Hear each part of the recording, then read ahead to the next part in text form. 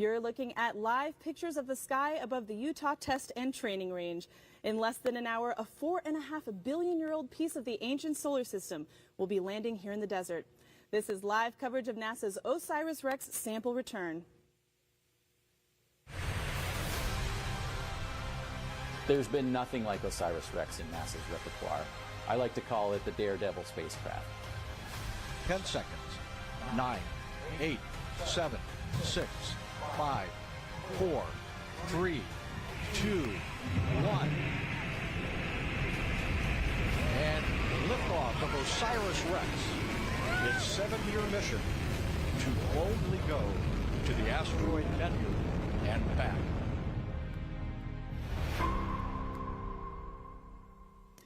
Welcome and thank you for joining us live from the Army's Dugway Proving Ground in Dugway, Utah.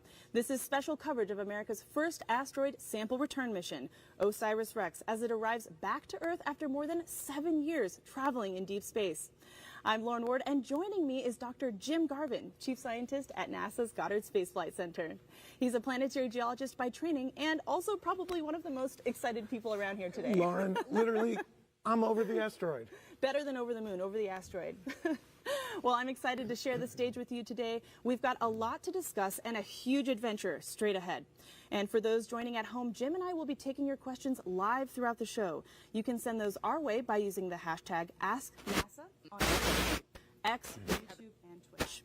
And if you want to follow along this final guide from the mission at home, scan the QR code on your screen and check out NASA's Eyes on the Solar System, where you can view a complete 3D simulation and follow the OSIRIS-REx sample return capsule to the ground.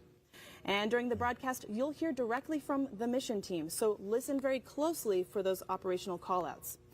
Before we get into the action, though, tell me, Jim, what are you most excited about? Lauren, it's the masterpiece of engineering we have here. Just think about this. In 50 years, we've gone from bringing things on the moon back with crews to all robotic sample return for science that's literally beyond words. It's sublime. So we can't wait to see what we're going to learn. We cannot wait. So OSIRIS-REx is an acronym for Origins, Spectral Interpretation, Resource Identification, and Security Regolith Explorer. Yes, it's a mouthful, but the mission describes an audacious objective. Send a probe on a long journey to an asteroid, map it, grab a sample, then bring it back to Earth for analysis. Following launch on September 8, 2016, the plucky probe took an extraordinary route through the solar system until it reached the asteroid Bennu.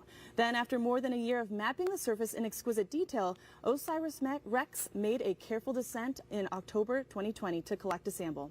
3 years later, we are here at Dugway Proving Ground in the deserts of northeast Utah, awaiting that capsule containing the sample, which experts tell us is essentially a time capsule of the ancient solar system. We've got a great team joining us this morning as we experience this thrilling conclusion of this grand adventure. Sophia Roberts is located near our landing zone, and she'll be speaking with some key players in the mission.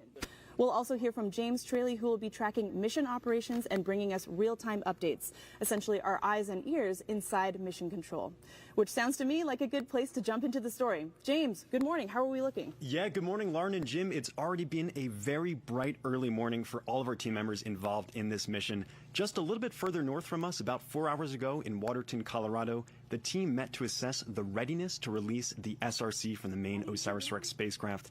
And I'm very happy to report that they gave the green light, they gave the go command officially to release the SRC from the OSIRIS-REx. Let's listen in on what that command sounded like.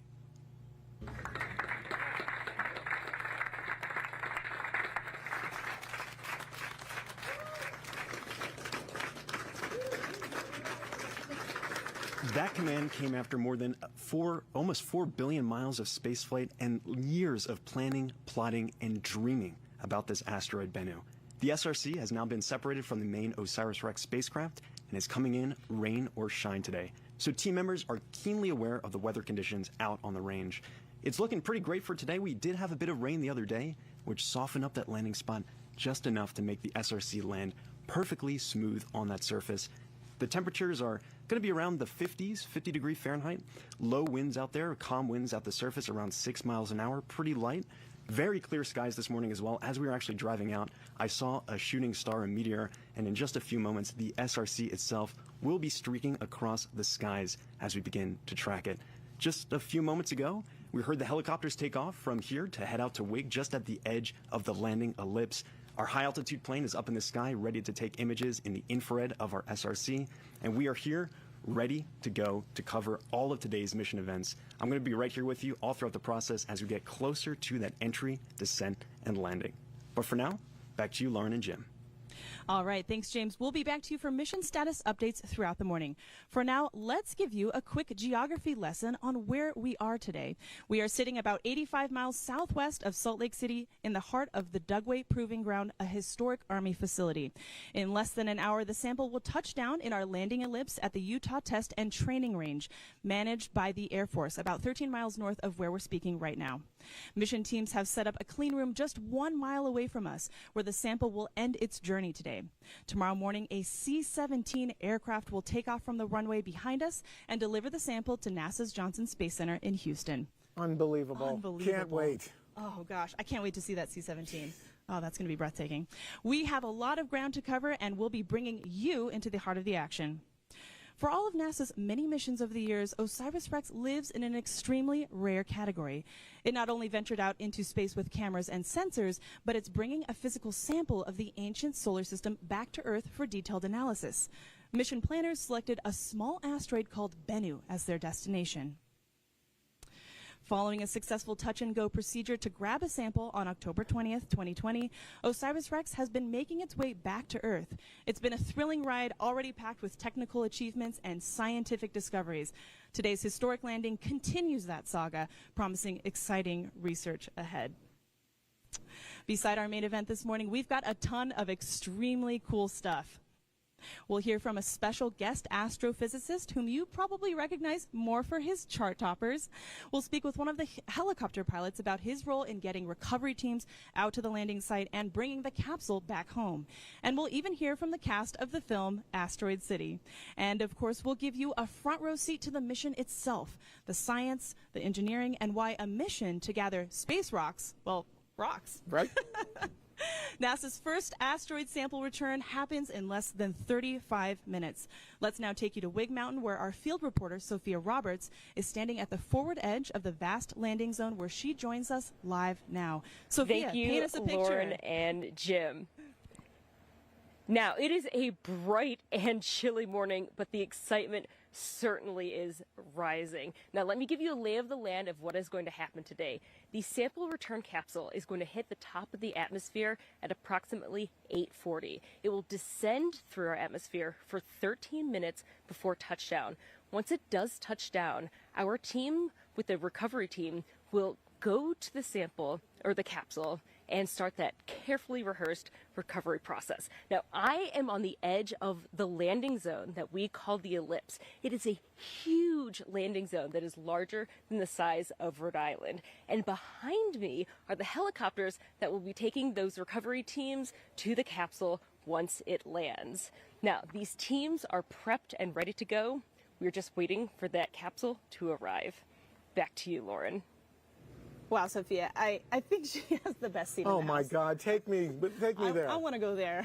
All right, let's get some quick facts about the OSIRIS-REx spacecraft.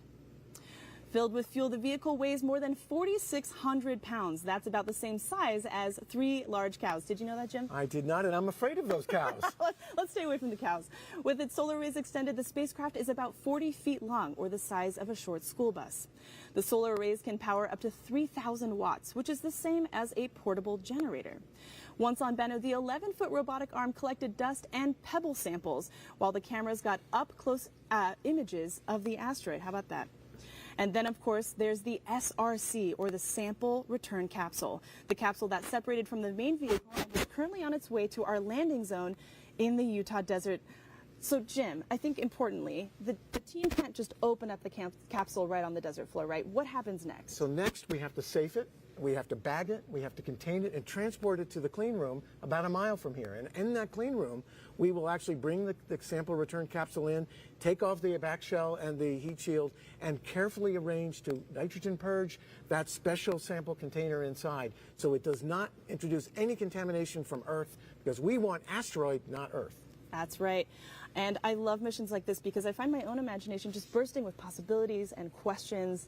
And so with about a little bit more than 30 minutes to go before the SRC hits the top of the atmosphere, we're going to take a few minutes to dive into the nuts and bolts of the mission itself. We've got a great mission overview to help explain. Take a look.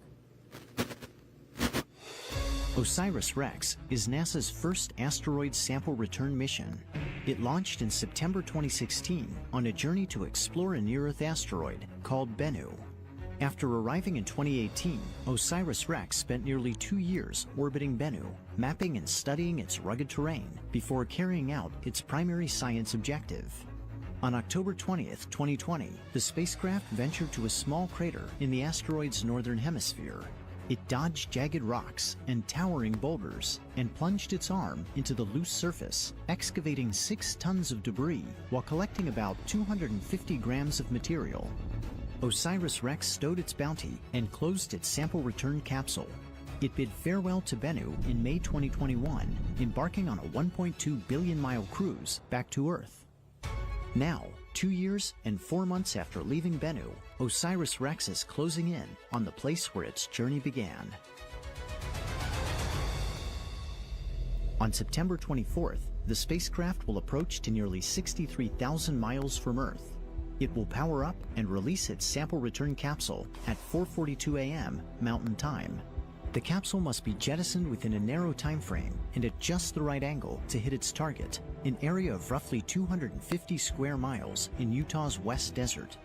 Once the capsule is away, OSIRIS-REx will fire its thrusters to avoid colliding with Earth. At 8:42 a.m., the capsule will streak into the atmosphere at a blistering 27,000 miles per hour. It will race across the western U.S. and begin to glow with heat, allowing infrared trackers on the ground to chart its progress. As it pushes deeper into the atmosphere, the capsule will rapidly decelerate, subjecting the Bennu samples to a punishing 32 Gs. About 2 minutes after entry, it will slow to Mach 1.4 and deploy its drogue parachute, stabilizing its descent. The capsule will enter special use airspace at 8:46 a.m., almost 10 miles above the Department of Defense Utah Test and Training Range. Radar stations will lock on and track it to within 30 feet of its landing site. At 8:50 a.m., the capsule will extract and deploy its main parachute 1 mile above the ground. It will make its final descent at a leisurely 11 miles per hour, like a marathon runner savoring a victory lap, before touching down in the desert soil at 8:55.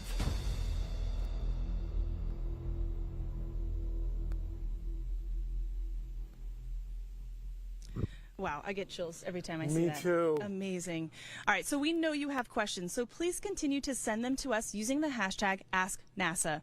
But before we go any further, I've got a question for you, Jim. Why is the mission called OSIRIS-REx? It sounds like a new hybrid kind of dinosaur or something. It does, but it's actually the name of an Egyptian deity, a bird deity, but it means all the stuff the mission's going to be doing. So we're going to be searching for clues to the origins of our solar system chemically, looking at how we can ground truth all the data we have for asteroids from Earth, other spacecraft right up close with samples. We're going to look at the resource potential of asteroids, metals, hydrated water as in hydrated minerals, and also consider security of our planet from these kinds of objects. It's a big name with a big mission with many things it has to do. It's multiple missions in one. Yeah, 3 missions in one, in fact. We know we have a global audience for this event, and throughout the morning we'll be taking questions submitted via social media. So let's take one now. All right, what do we have? At S4Mule_B asks, what's the significance of studying asteroids like Bennu for advancements in planetary science? These are literally the time capsules of the early solar system with those bits and fragments we can never get here. So we go and bring them home to connect ourselves to the place we live, our solar system.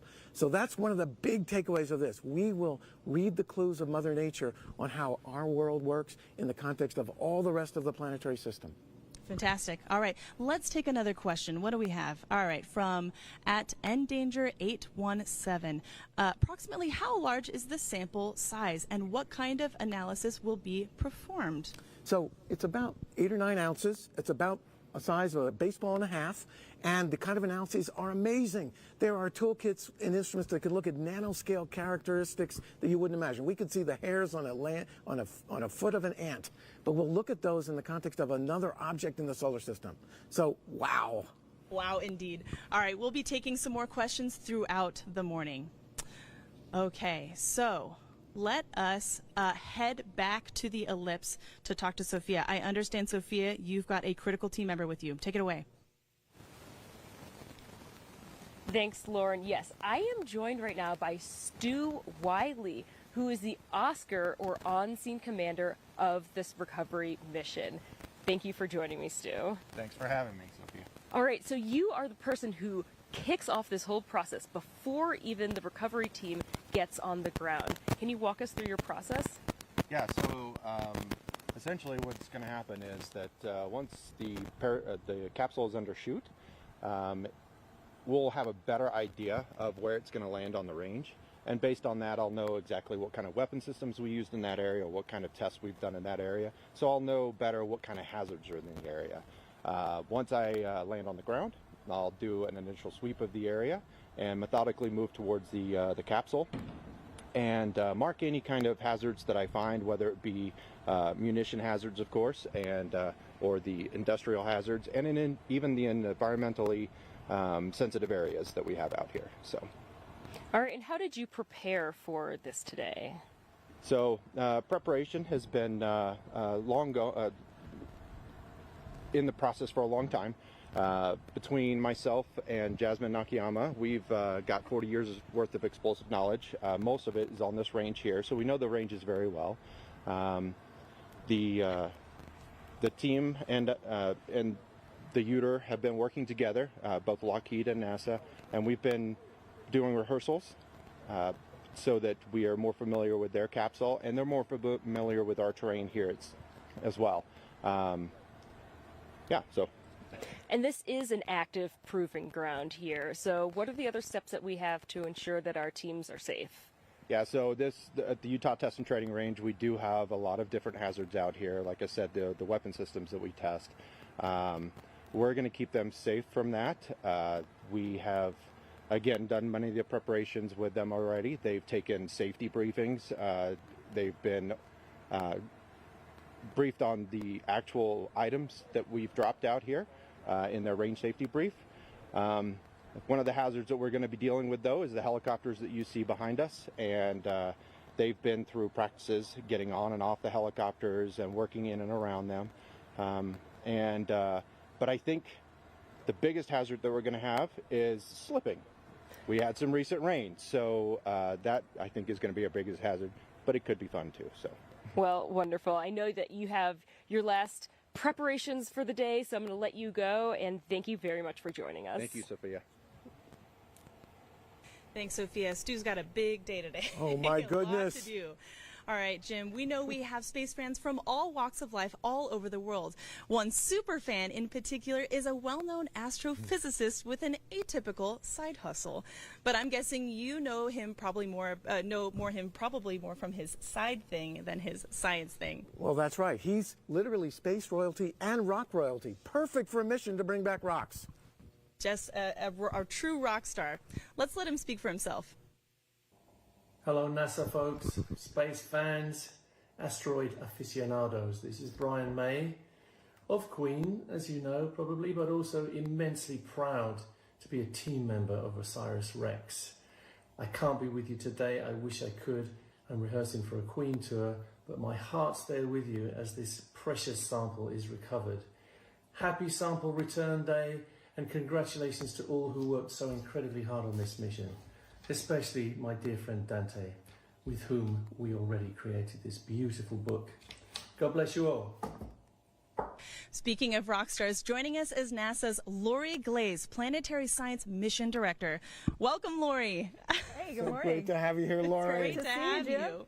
And you and Jim go back quite a ways, right? Oh, yes. Jim and I actually go back several decades, but we've been working together closely for many, many years, and it's so good to see you here. What an exciting moment. Lori. Thank you. It is a really exciting day. So OSIRIS-REx is part of a larger autumn for asteroid autumn, as we've been saying. Can you talk about some of the other missions that are happening this fall? Happy to do that. It is really exciting. We have lots of asteroid missions, and actually 4 of them have major milestones coming up this autumn. Right on the heels of the sample return happening today. In 2 days, On September 26th is the one-year anniversary of a little mission you may have heard of last year called the Double Asteroid Redirection Test, demonstrated for the first time humanity's ability to deflect the path of an asteroid. How cool is that? And then coming up on October 5th is the launch of a mission called Psyche, going to visit a special asteroid called Psyche also, which is one of only about 9 of asteroids that we think are made primarily of metal, have a very high metal content, iron and nickel. And then about a month after that, on November 1st, is going to be the first asteroid flyby of our mission called Lucy, which will ultimately visit Trojan asteroids that lead and trail Jupiter in its orbit around the sun. But in November, we'll fly by a main belt asteroid called Dinkinesh. Wow. Wow, check that out.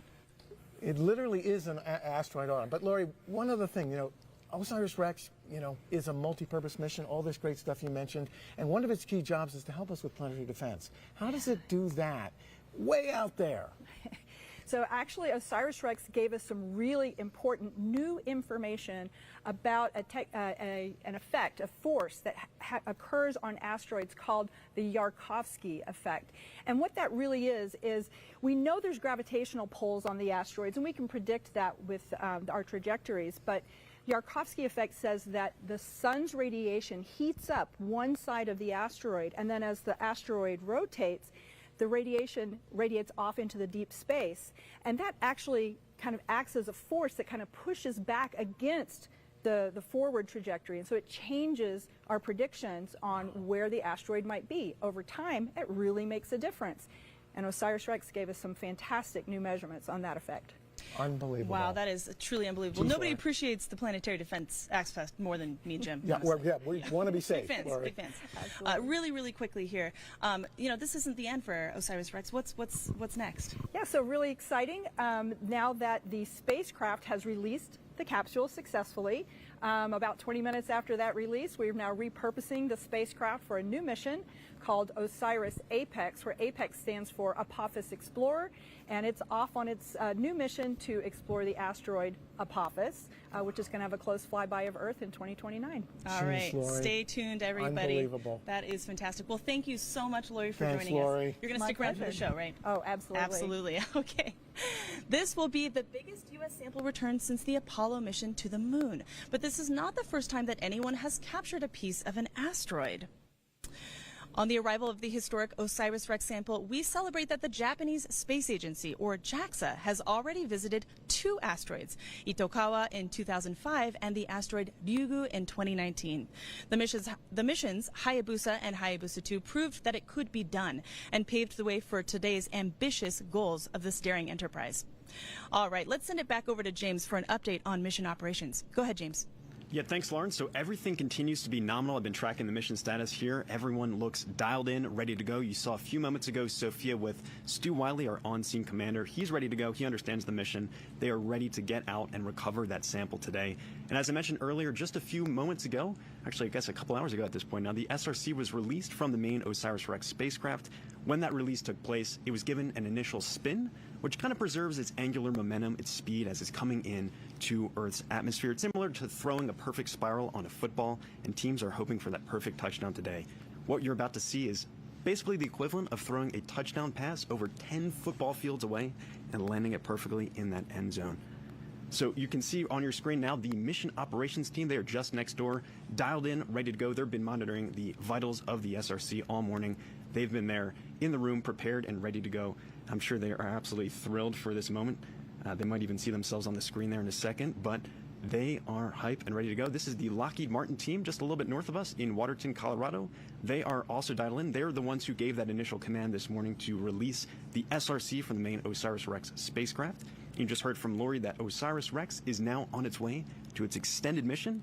OSIRIS-APEX visiting that near-Earth asteroid Apophis. A lot coming up in just a few moments. We're going to hit that key milestone of entry, descent, and landing. 13 minutes of punishing descent through Earth's atmosphere to us here in the Utah Test and Training Range. A lot coming up in just a few moments, but for now, back to you, Lauren and Jim. Thanks, James. Very soon, NASA's Artemis program will be bringing us more cosmic samples to study by visiting a familiar beacon in the sky. Give us 60 seconds, and we'll give you the moon. Artemis 3 will be the first sample return mission of NASA's Artemis program, sampling rocks and regolith from one of 13 candidate regions on the moon, all located near the lunar South Pole. The Apollo lunar landers returned a treasure chest of samples that taught us about the history of the solar system, dating back about 4 billion years ago. Artemis missions will explore areas near the South Pole on the rim of the moon's oldest basin, the enormous South Pole Aitken Basin. Artemis will explore areas nearly 1 billion years older than those explored by Apollo. Lunar samples from Artemis 3 and future missions will help scientists interpret the impact history of the moon and Earth, as well as increase our understanding of planetary processes. OSIRIS-REx, the first U.S. mission to collect a sample from an asteroid, will return samples from asteroid Bennu. The rocks and dust collected will offer generations of scientists a window into a time when the sun and planets were forming over 4.5 billion years ago. Samples from OSIRIS-REx and Artemis could rewrite our understanding of the evolution of the solar system. And that's a look at your Artemis Moon Minute. Boy, Jim, how can you not get excited about that? Oh my gosh. Oh boy, that's going to be so cool. All right, Sophia is standing at the forward edge of the recovery zone with an update. Take it away, Sophia. All right, thank you, Lauren. We are under 20 minutes away from EDL. That is entry, descent, and landing. And I don't think there's anyone here on planet Earth who has anticipated this day more than the principal investigator of the mission, Dante Loretta. Thank you for giving us time here today. My pleasure. It's great to be here. All right, so you are here on Wig Mountain because you are on the recovery team. That's right. Can you walk us through what you're going to be doing today? So I'm part of the environmental sampling group. From day one, this mission has paid attention to keeping that sample pristine. And we're going to come down. We had some rain on Thursday. Most likely we're going to be encountering mud out there. We're also interested in the air quality and any water that might be standing, just so in the very rare event that any of that material somehow comes into contact with the sample, we have a record of it and it won't compromise our science. Ah, wonderful. And I think one of the really exciting things about a mission like this, especially with you working with the University of Arizona, is that you're partnering with educational institutions. So can you talk a little bit about the legacy that a mission like this has? Yeah, thank you. I'm a professor at the University of Arizona in the Lunar and Planetary Laboratory, and our history goes all the way back to the Apollo missions. The founder of our lab, Gerard Kuiper, mapped the moon, helped pick the Apollo landing sites and the Surveyor landing sites, and we have been involved in every major NASA planetary mission since then. And really the best part of having a university lead a program like this is that it's a great training ground for the next generation. I've been on this program almost 20 years, and I've watched multiple generations of students grow up, become professionals, either join the team. We always take our team members on board when we need to fill roles, or off into other careers in aerospace engineering, science, and many other disciplines. It's really great to foster those incredible questions about our universe. Absolutely. And I know that you need to get back to your team to go on that recovery process. The moment's almost here. Yeah, so thank you so much for joining us, and best of luck out there today. Thank you. All right, back to you, Lauren. Great, thanks, Sophia. Wow, I can't wait for Dante to get his moment in the sun. Goes Dante. That is amazing. All right, so Jim, the whole OSIRIS-REx spacecraft is not coming back today, right? It's just a part of it. That's right. This is the whole spacecraft, 40 feet long, the size of a school bus. But this special little thing here, the sample return capsule, is bringing home the goodies.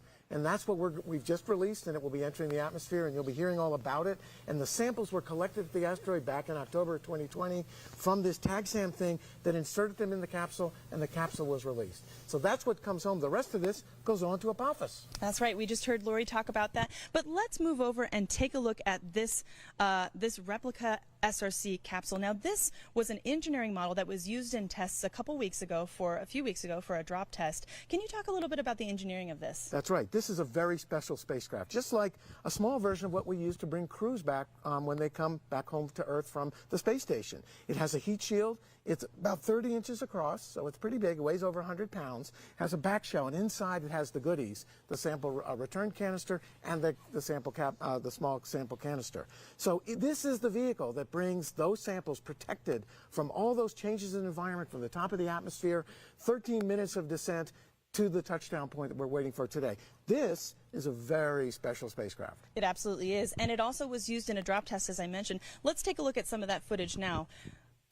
Right. So just a couple weeks ago, we dropped this replica, this engineering test unit, from 5,000 feet with a parachute deployment and went through all the operations, the choreography we need to actually make sure we can do it today. And that's what's going to be coming up. And it worked wonderfully. We inflated the big 24-foot parachute. It floated down to the surface at 11 miles an hour. We went through all the recovery operations, the safing, the bagging, and the containment to come over to the clean room here, where we'll be doing that today to make sure those samples are from Bennu, so we can study them here on Earth and not contaminated by our wonderful Earth.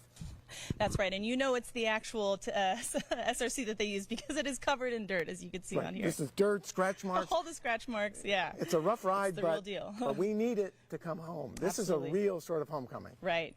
So there's a lot of science in missions like this.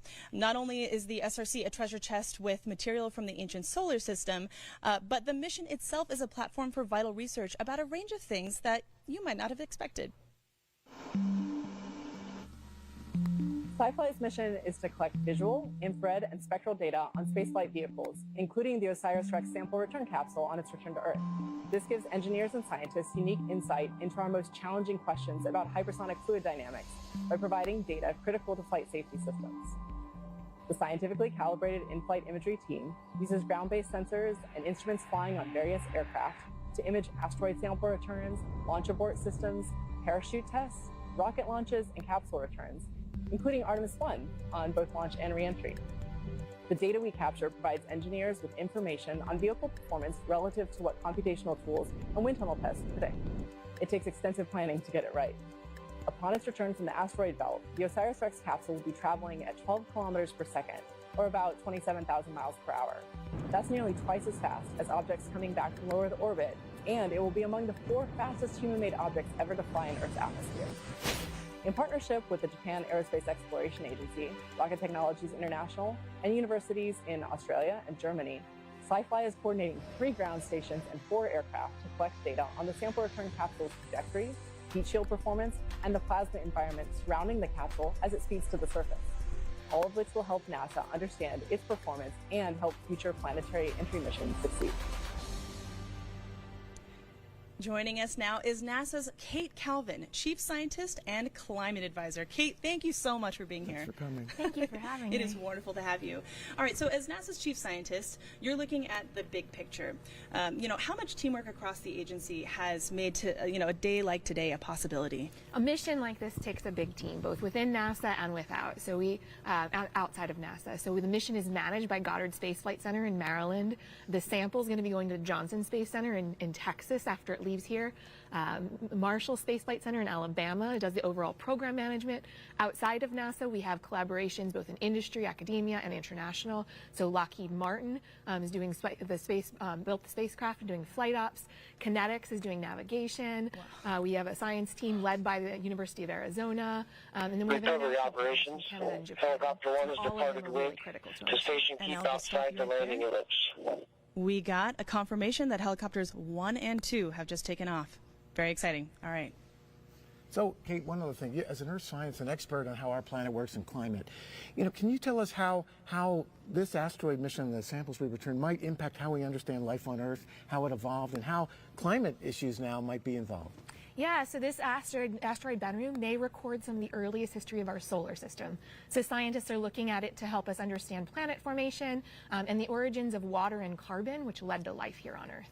That's incredible. That is incredible. And, Kate, I know you've been to several launches. That's our typical bread and butter here at NASA. But this is more of a homecoming. How does that feel to you? It's great. The environment here is so nice, being with the team and thinking about, this spacecraft launched 7 years ago. And now there's all this amazing science just around the corner. Can you believe it? The team has really been working hard. And are you going to stick around for the show? Awesome. Fantastic. All right. Well, Kate, thank you so much for joining us. Thank you. Thanks, Kate, for Wonderful. all you do. Thank you so much. This seems like a perfect time to dig into some more information about Bennu. Bennu isn't part of the main asteroid belt. It's a NEO, a near-Earth asteroid with an orbit that occasionally brings it in close proximity with us here on Earth.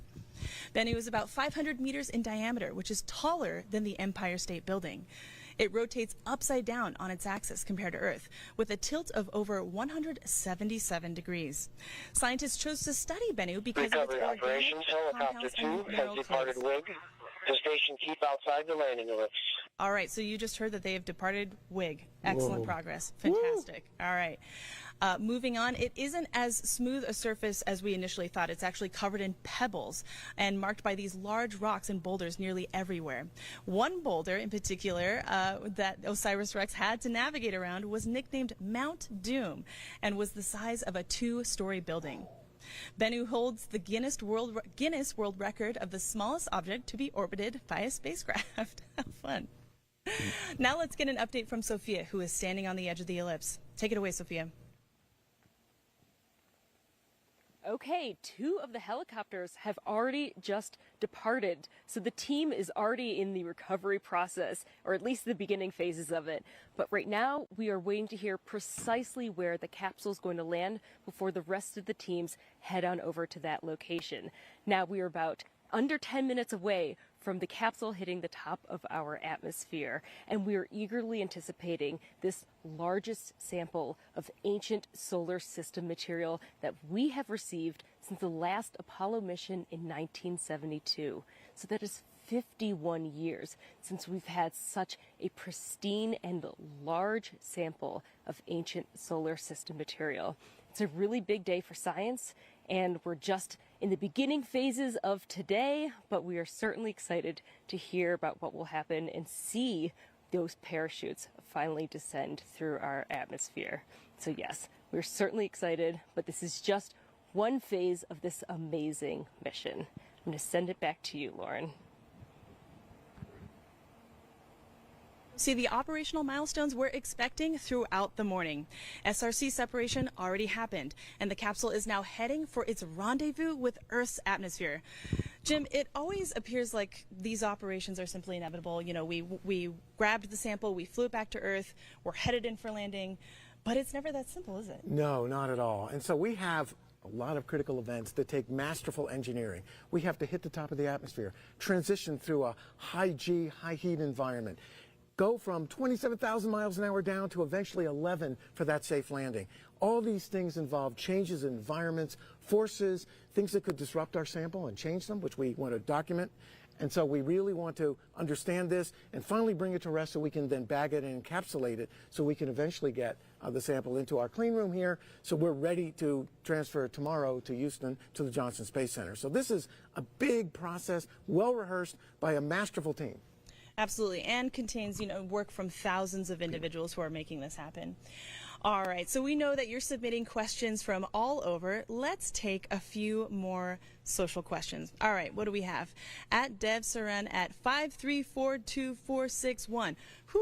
What are the preliminary steps to take to test a sample? The preliminary steps. So first thing we do is, of course, bag it here and get it into the clean room and get that sample, that sample canister inside the sample return capsule, get it under nitrogen purge, meaning we flow nitrogen gas so no Earth atmosphere and microbes get involved. That'll happen today. Period of few hours, and then tomorrow we transfer to the Johnson Space Center in Houston, Texas, where all the fun happens at the Astromaterials Curational Facility, where we've done moon rocks and samples of interplanetary dust and lots of things. Those colleagues in a special clean room perfectly designed for this mission will unpack those precious samples in the small sample canister, the small device that was used on the end of the TAGSAM, and they will go through a process to get it checked out, to do early reconnaissance, and to protect it very carefully. That is incredible, and they built that whole clean room. No other asteroid samples before. Right. This is the first one. First ever. First ever. As the SRC approaches the edge of Earth's atmosphere, we are just moments away from the world's largest ever asteroid sample return. Jim, what are you feeling right now? I am literally tingling all over with exhilaration. This is a small step for a capsule and a giant leap for science. It really is, and if that's one thing we can impart, that is it. This is a huge, huge milestone, a great achievement. So this is it. We are just 15 minutes away from the OSIRIS-REx sample return, a journey of 7 years and nearly 4 billion miles. The work of thousands culminates in this moment. Let's turn it over to our mission commentator, James Traley, to take us through the final moments. James, we're all yours.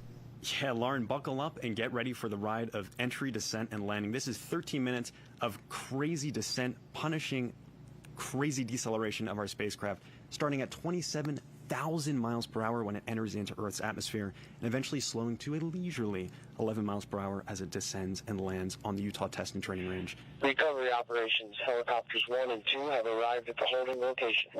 So good news, our helicopters are ready to go and begin those recovery operations just as soon as we have confirmation of touchdown here. And as the sun begins to rise in the west coast, the SRC is going to be streaking across the atmosphere above San Francisco, California, about 82 miles in altitude. It's going to be coming in hot, over 5,000 degrees Fahrenheit, almost a couple seconds after it hits that atmosphere. That's about half as warm as the surface of the sun, to give you some context. But don't worry, our sample will be safe and sound within. We have a heat shield, which is made of a phenolic impregnated carbon ablator. It's a very fancy term to describe what's going on with this heat shield. It basically ablates away or burns away any kind of heat flux that develops on that outer shell, making sure that our sample is safe and cool within. Similar technology that we use with astronauts coming back from the moon or any kind of other landers that we have going into planets and moons. So we're just a couple moments away from this key moment. It's going to be very exciting next couple 13 minutes here, and you'll hear a couple call-outs come in from just next door in our mission operations team as they begin to get us ready for this key moment. It's a journey of 3.86 billion miles, getting reduced to the scale of mere miles, 82 miles above the surface of the Earth in San Francisco. A couple key events are going to happen as soon as we get into the Earth's atmosphere. Very quickly we're going to deploy our drogue parachute. This is for stability, stabilizes our descent, and make sure that we are continuing to target that landing ellipse that is here in the Utah Test and Training Range. It is a 36.5 by 8 mile landing ellipse that is here, marked out for that recovery operation. You see on your screen now the mission ops team eager at the edge of their seats for that first call out of Earth atmospheric entry. Very exciting moment coming up in just a few seconds here. We're about 20 seconds away. You see the team at Lockheed now, all standing ready on the edge of their seats.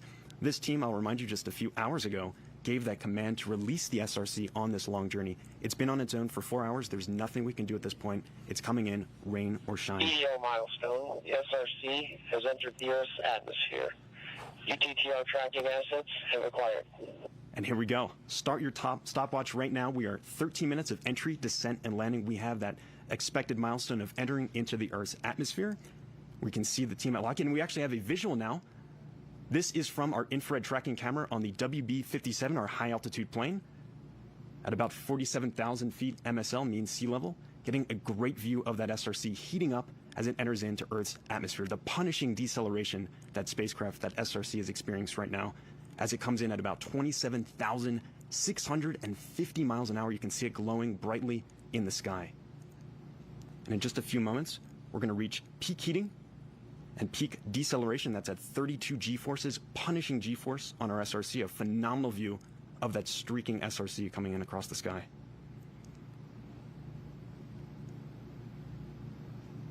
At this point, we have entered in over San Francisco, California, and are very quickly going to be approaching the Utah Test and Training Range just a little bit further to the east. Entry was at EO milestone. SRC is experiencing maximum heating and maximum deceleration. So you just heard right there, we're experiencing that 5,000 degree Fahrenheit maximum heating, burning scalding hot on that heat shield that is protecting our sample within, and maximum deceleration that is at 32 G-force, punishing deceleration from Earth's atmosphere, the drag forces that are acting on that SRC. Once again, as I mentioned, that sample is safe and sound within that SRC, that sample return capsule, as it comes in, burning through Earth's atmosphere. You can see our high-altitude plane searching for that SRC. You can see it faintly on your screen there. Our next milestone, we'll be expecting that drogue parachute deployment. That'll be at about 102,300 feet altitude. And as I mentioned before, that will stabilize our descent and slow us from hypersonic to subsonic speeds as we continue to target the Utah Test and Training Range. Expected EDO milestone. SRC commands drogue parachute deploy. So we heard that command to deploy the drogue parachute. Waiting to see that visual confirmation, but that is at 102,300 feet. And a side note, At this time, 8:44 a.m. Mountain Time, the OSIRIS-APEX spacecraft is at its closest approach to Earth. That will be on to its extended mission visiting the asteroid Apophis in the year 2029, continuing this incredible mission at another world. And in just a few moments, we should enter into special use airspace at approximately 8:46 a.m. That's going to be at 10 miles off the deck here at Utah Test and Training Range.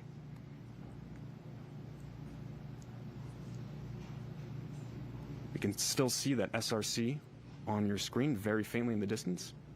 Still quite warm, that fireball that literally was a ball of plasma just a few moments ago when it first entered into the Earth's atmosphere.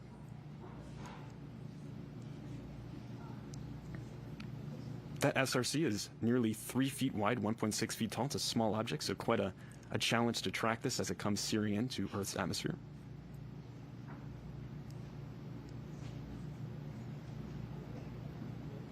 And in just a few moments, we should be entering into special use airspace. This area was specifically chosen for this mission. It's a wide open, vast desert space, relatively flat, perfect to land this sample today.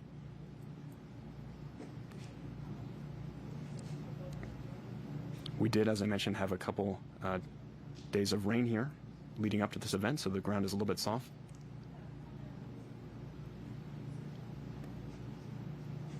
You can see our SRC.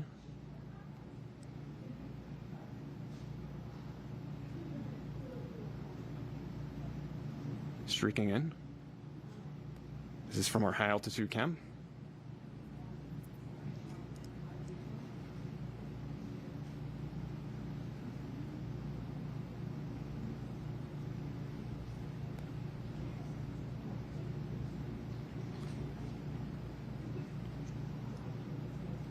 Our next milestone, we should be expecting main parachute deployment at around 8:49 a.m. Mountain Time. That will be at around 5,000 feet elevation.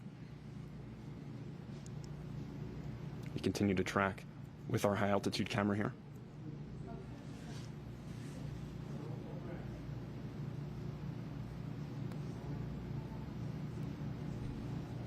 As I mentioned, that sample is thermally isolated within that SRC, a very complex labyrinth network of piping and tubing leading into that sample canister within, that just a few years ago was on the other side of the solar system from us sampling at asteroid Bennu. The team has incredible precision on this mission as well. Just a few days ago, on the 17th of September, they did their final trajectory correction maneuver, TCM-12. This corrected our velocity by 3 millimeters per second.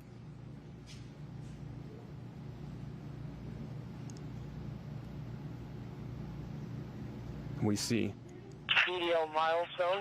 We have confirmed parachute deployment. Wow, and after an exhilarating streak across Earth's atmosphere, we have parachute deployment. You can see just a sigh of relief from the team. I can hear some applause here. There is that orange creamsicle colored parachute, just a delight, a sweet delight to see in our sky here over the Utah Test and Training Range. A phenomenal view, just wonderful to see that deployment. That is at around 5,000 feet elevation above the Utah Test and Training Range. And now this is like a marathon runner savoring that last lap here as we approach the finish, that landing in the Utah Test and Training Range. Wonderful to see that. We continue to track. This is with our high altitude camera still, that WB-57. And we should have a great view from here on the ground. We've got a variety of different tracking assets. And you saw Sophia out at the edge of that ellipse watching from Wig Mountain. The team there could potentially have a wonderful view momentarily as well. We'll continue to descend. Our next altitude descent will be at about 4,000 feet. Just a few minutes away from getting that sample from the other side of the solar system, from the surface of asteroid Bennu at sample site Nightingale to the rugged terrain of the Utah Test and Training Range. Looks like winds are relatively low. Not a lot of rocking back and forth. Those parachutes seem to be perfectly smooth coming down, that parachute there. Continuing to descend with a slight little bit of tilt back and forth of our SRC as it comes to its resting velocity of 11 miles per hour as it makes that final descent.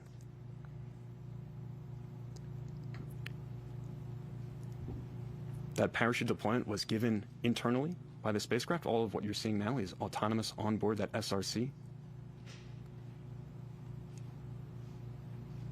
And once that successfully lands, the teams will begin the next crucial phase of this mission, the sample recovery operations. They've been rehearsing for this moment for months, literally years really, leading up to this key moment, and are ready to begin those operations to get that SRC into our portable clean room here and extract that sample canister within. According to my watch, we're about 5 minutes away from landing with our SRC.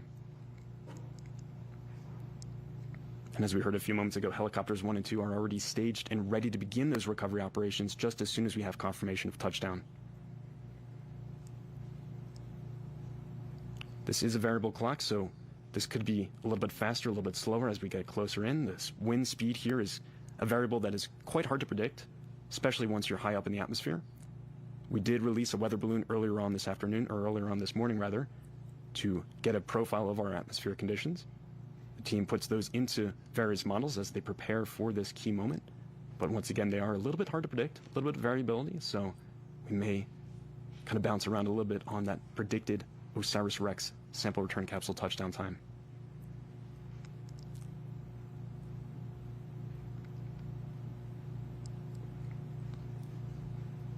The ground really closing in now on that SRC. EDL milestone. Helo 1 has visual on the SRC below the chute. That is phenomenal. Let's see that view here from that first helicopter. They've got visual on the sample return capsule under parachute, that orange creamsicle colored parachute, really bright in the morning light over the Utah Test and Training Range. A great view of the SRC we can have now from our helicopter as it continues to make its final descent to the terrain below. And once again, just setting the context for this, when we first hit the top of the atmosphere, we were at 27,650 miles per hour. We are now leisurely decelerating under our orange parachute to 11 miles per hour. Incredible amount of deceleration there, as Earth's atmosphere really helped us out quite a bit, getting that initial deceleration, our drogue parachute initially stabilizing our descent, and then ultimately that main parachute bringing us home.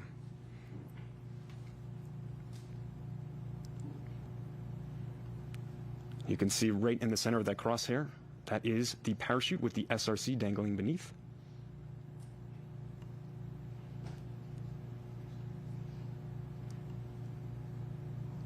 The team on the WB-57 doing EDL milestone. We have touchdown. I repeat, EDL SRC has touchdown. And touchdown of the OSIRIS-REx sample return capsule. A journey of 1 billion miles to asteroid Bennu and back has come to an end, marking America's first sample return mission of its kind and opening a time capsule to our ancient solar system. Unofficial touchdown time, 8:52 a.m. Mountain. And the team can now breathe an immense sigh of relief. We now have the sample return capsule, the SRC, containing pieces of the asteroid Bennu. You see the reaction there just moments ago as they got that sample back on the ground.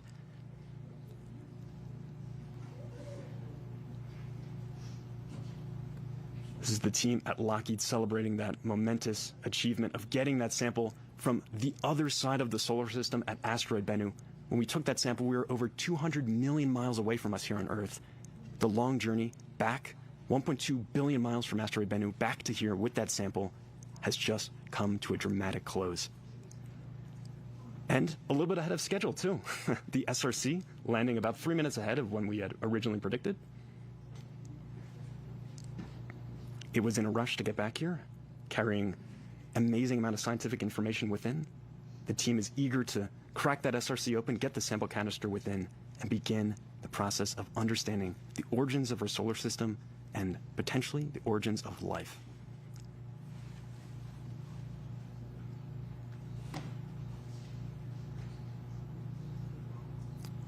We're not in the clear just yet. A key piece of the mission is about to get underway. This is the recovery operation phase. Once the team has officially confirmed the exact touchdown location, they'll be flying out on 4 separate helicopters and will operate much like a Formula One pit crew, if you will, to recover the SRC, take environmental samples at the landing zone, the LZ.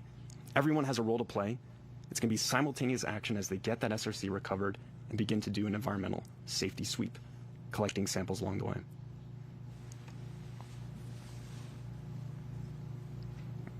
You see our mission ops team just next door.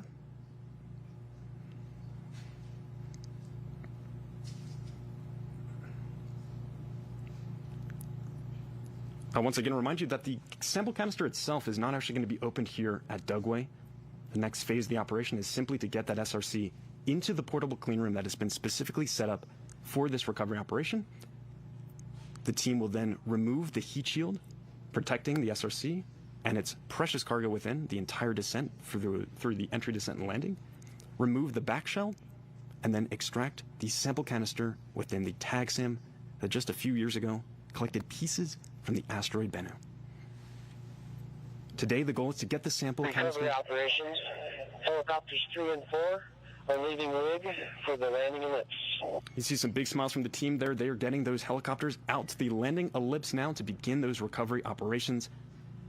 The first person to approach the SRC is Stu Wiley, our on-scene commander. You see the helicopter, the last of them, taking off from the Wig Mountain just at the edge of that landing ellipse. These helicopters will have a trip out to find that exact touchdown location of the SRC and begin those recovery operations. Stu Wiley, our on-scene commander, will be the first person to approach that SRC. He'll do an environmental safety sweep checking for unexploded ordnances. As he mentioned in his interview earlier with Sophia, he understands this range. He's worked here for a number of years. He will brief the team on any possible dangers that would be presented to them as they begin those recovery operations. And then a team member from Lockheed Martin will begin to take gas and thermal readings once the area is safe of that SRC to determine whether or not it is at safe operational levels for the rest of the team to begin the recovery operations. As I mentioned, this is going to be simultaneous action. The team has prepared. They're all going to be wearing these bright white UV shirts, sample recovery shirts. And you'll see them walking out to that sample in just a few moments here once those helicopters land. A great view once again from our high altitude plane. You can see the parachute there next to our SRC. There is a possibility that there could be unexploded ordnances from that parachute. There is a mortar inside that is to fire to disconnect the parachute from the main SRC to help it come to a final rest. It's a bit challenging to see from this perspective, but there could be some potential roll marks or skid marks as that SRC came to a rest on the rugged desert surface below.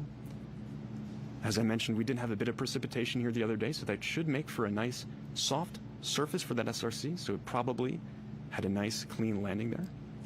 The team will assess as they get out there and check exactly how our conditions are for the SRC and the surrounding area. You heard Stu mentioning the team might need to wear some boots.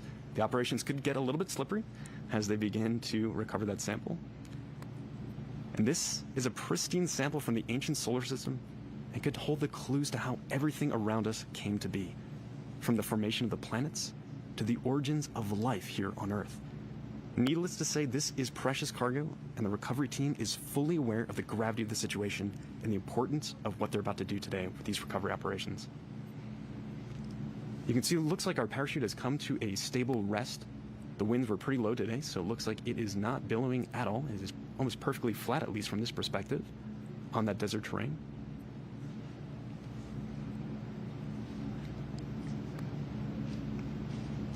And throughout all these operations, the crew member's safety is paramount. So you'll see the team probably huddle up a couple times as they begin these recovery operations to make sure that everything is safe and continues to be nominal as they make their initial safety sweep.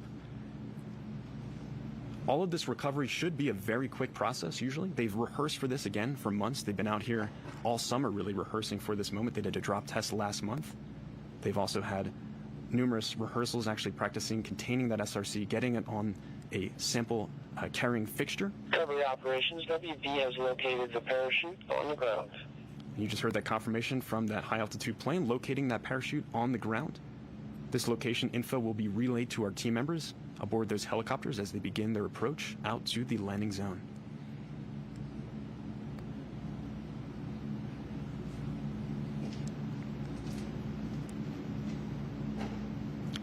We do have that confirmation from the high altitude plane, as you just heard. We're still working to get confirmation from our NASA helicopter. It is on its way out to that landing zone as we speak, so we should hopefully have that view up in just a few moments. You continue to see our team just next door, the mission operations team, all looking at that high altitude view. Right in the middle there, just pointing around with the UV white shirt, is Rich Witherspoon from Lockheed Martin. He has been leading a lot of these operations for the past couple months. He's been preparing the team for this exact moment and really has been a great leader, helping us get ready for these recovery operations.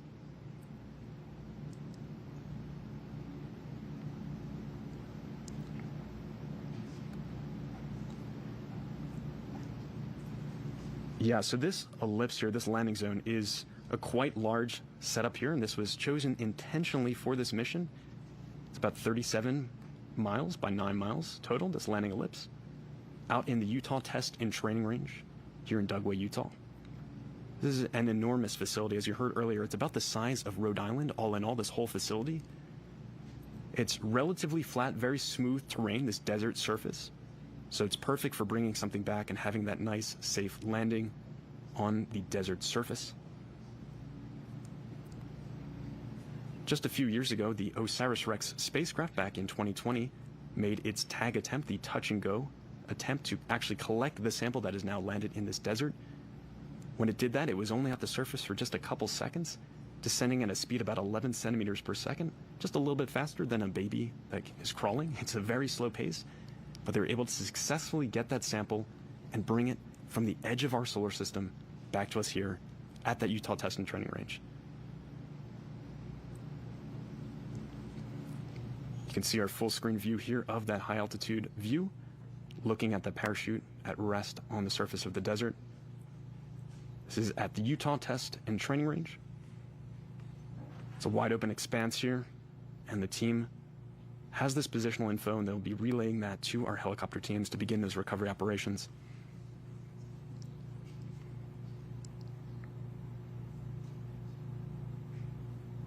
And what you'll see in a couple of seconds here, the recovery team, the recovery crews are responsible for securing the sample return capsule, the landing site around it, and helicoptering the SRC to a portable clean room that's located just next door here on the range. And just a little bit later on, it's going to be attached to a 100-foot long line beneath one of the helicopters, and it will actually be flown to the clean room. This was determined to be the best possible way to transport that SRC safely and efficiently, to get it on a nitrogen purge and maintain the pristine nature of the sample within. As I mentioned, this is an enormous ellipse, 37 by 9 miles. It's a large expanse to cover by car.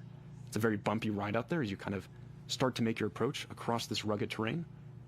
With the helicopters, it will be approximately a 20-minute flight back with that SRC. They take it at a nice slow pace, effectively parading the SRC around, just giving it its last big moment as it is served its purpose officially at this point of getting that sample canister safely here to Earth.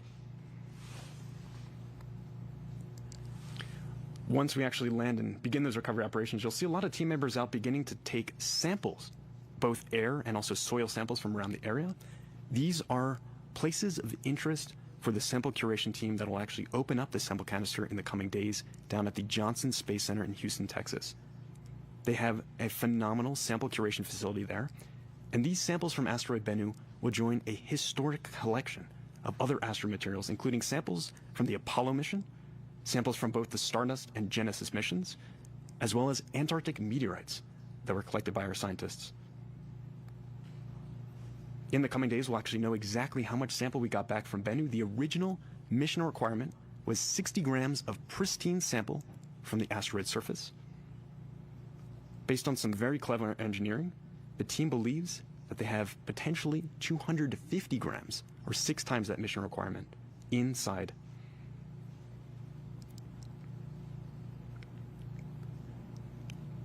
And so we just heard that unofficial touchdown time was at 8:52 a.m. Mountain Time here at the Utah Test and Training Range in Dugway, Utah. If you're just joining us, you see that view right now from one of our high-altitude planes observing our touchdown location. On your screen just above that crosshair is the orange creamsicle-colored parachute that brought us the last part of our journey down to the surface of the Earth.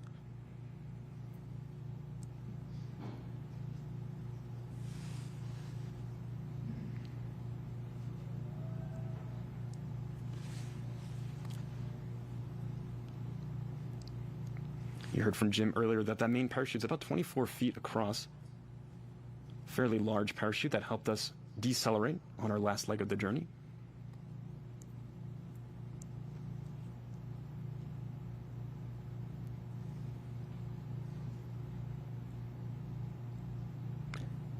And so we just heard a confirmation, actually, that the main parachute deployed much higher than was originally anticipated. It was originally supposed to deploy at about 5,000 feet elevation, but it actually deployed at around 20,000 feet, so much higher up. So that would explain our kind of earlier touchdown time than expected here.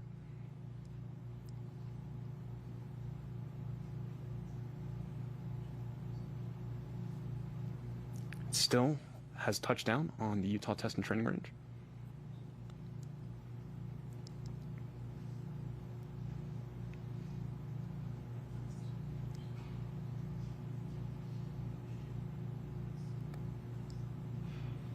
Team members continue to fly out to this location aboard helicopters. As I mentioned, there are 4 recovery helicopters in total. The mission operations team is continuing to monitor the situation. They're the ones who are relaying us that info about that high parachute deployment, that 20,000 foot parachute deployment.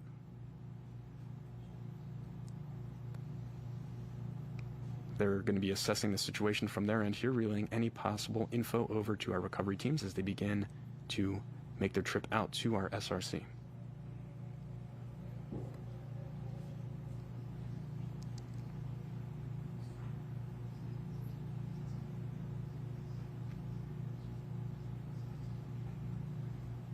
One of the first goals once the team gets out there is to safe and stow the parachute and begin to mark places of interest, as I mentioned, for that curation team to begin sampling. This is all a very well coordinated machine, very well oiled machine that operates in tandem. They've rehearsed extensively for this moment.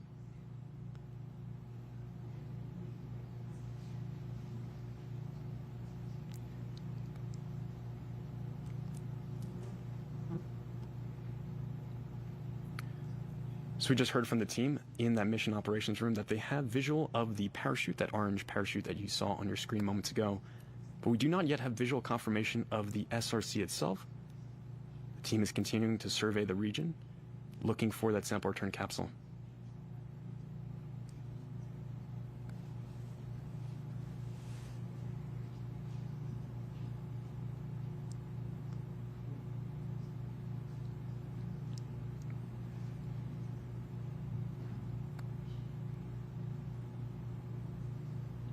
Recovery operations.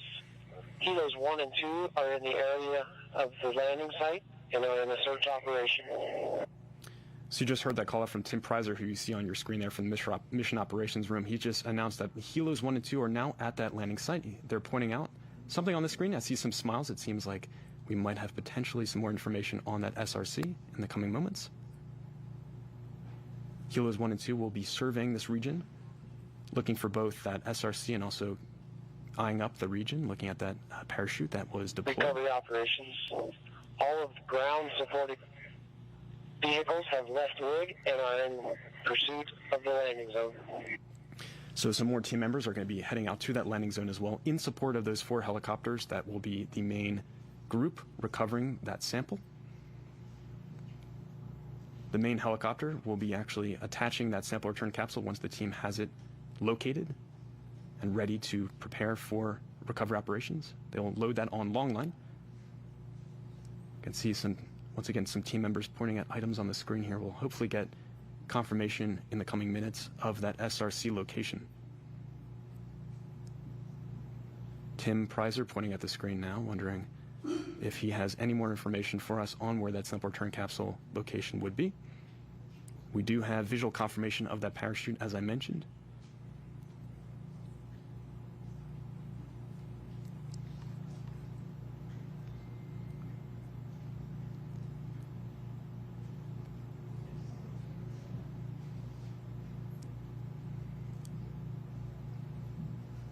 Rich Witherspoon radioing out to the team. And now we have a view from our helicopter of the landing location. You can see the sample return capsule dead center on your screen, that kind of dark gray black object right there.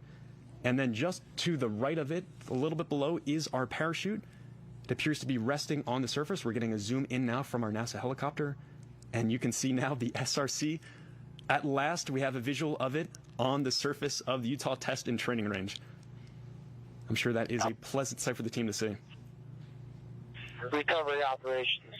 Helo 2 has visual on the SRC. I repeat, SRC has been located. And we have visual on that SRC. It appears that the parachute has also disconnected. It's a little bit off from that SRC, disconnecting from the back shell. The SRC appears to be resting on its nose, that heat shield that protected it the whole way down through that entry, descent, and landing.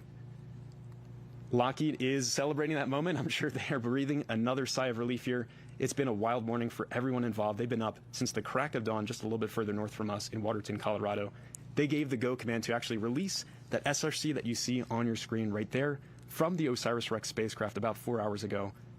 It then ventured entirely on its own and now sits on its own for us here in the Utah Test and Training Range. So now that we have visual, the teams should be able to begin the recovery operations in just a few moments. As I mentioned, that first person on scene will be the on-scene commander, Stu Wiley. He'll be doing an environmental sweep. We're getting a nice close-up view. You can see that parachute disconnected. You can see some of the wiring of it there, just a little bit off the edge of our SRC. The SRC looks quite charred up from that entry in. That was expected as we heated up to temperatures over 5,000 degrees Fahrenheit upon entry into Earth's atmosphere. You can see a great visual of some of that rugged terrain out there. Just a sweeping expanse, very panoramic terrain at the Utah Test and Training Range. It's a great location for us to land this sample. The team looking a lot more relieved now that we actually have visual. And we should be able to begin those recovery operations shortly.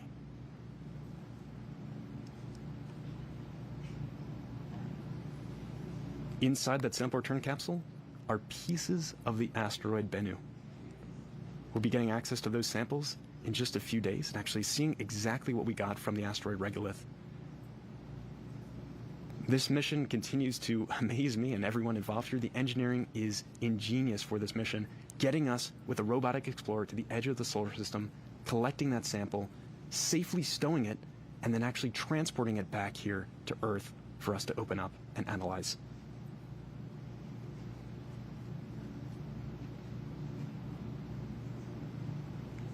The surface today was probably a little bit soft, so it looks like it's resting a little bit far off the actual desert. It doesn't appear to have dug in too much with that nose cone from the heat shield.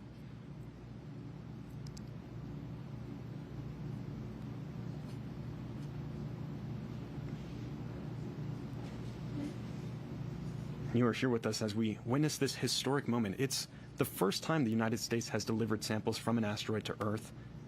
And these samples will be analyzed for decades to come in laboratories around the world.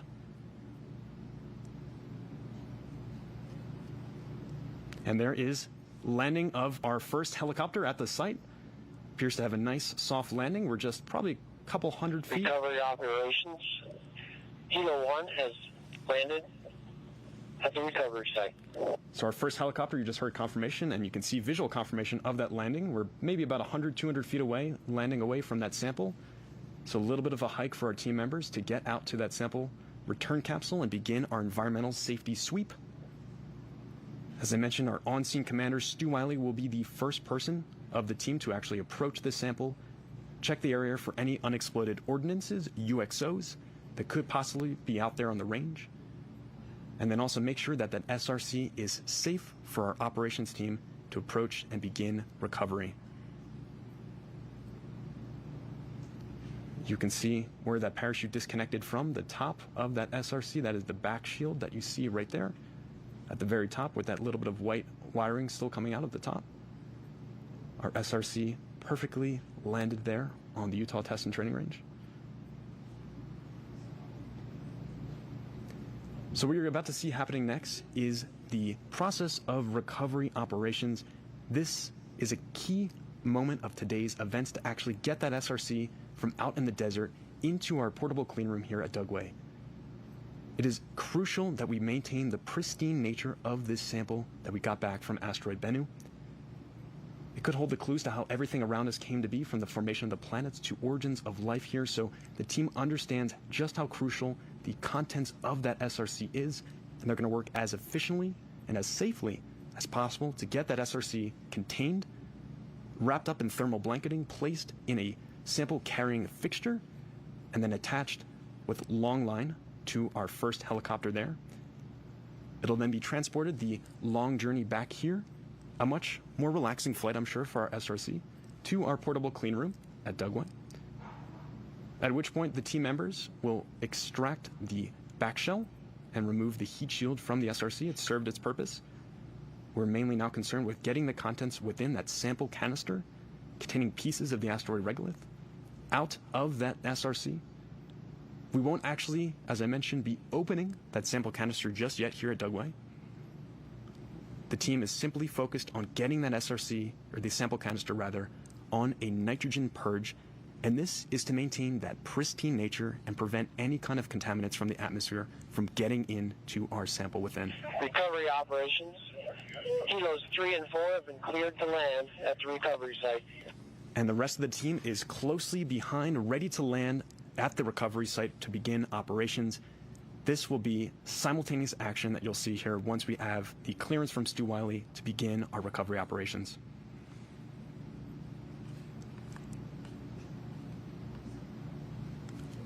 At least from this perspective, I'm not noticing really any drag marks or any kind of roll marks, but the team, once they approach, will mark any possible areas of interest where the SRC possibly came in contact with the rough desert terrain. All of these regions will be sampled by our recovery team and will be passed off to the sample curation team at the Johnson Space Center. As they begin to unload and actually open up the sample canister there, exploring the contents within and making sure that no possible contaminants from the surrounding landing location got into our sample. We're getting a wider view now. We should have the helicopters that have landed nearby coming into view, potentially. The team really taking extra precaution as they approach the SRC. As I mentioned, team member safety is paramount during these operations. There are possible potential areas of concern as the team begin these operations, including the temperature of that SRC. You see it looks quite charred there. It could still be a little bit warm.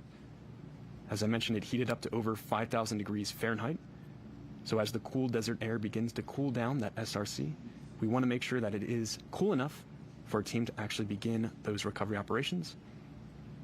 We'll also be checking the gas levels of that SRC to make sure that it is not outgassing from the batteries within, heating up during that re-entry. We'll also be making sure that there is no live voltage present. And we see a view now from our high altitude plane that has visual of those helicopters landed nearby, just at the northern part of your screen. You can see one of them on screen now. The top of your screen there, it is centered up. There is our helicopter, and it appears that we have our on-scene commander potentially walking over. This is once again our high altitude WB-57 shot of our helicopters landed at the LZ, our landing zone. You can see some movement on the screen. It appears some team members might be approaching our SRC at this point to begin those recovery operations, the initial safety sweep.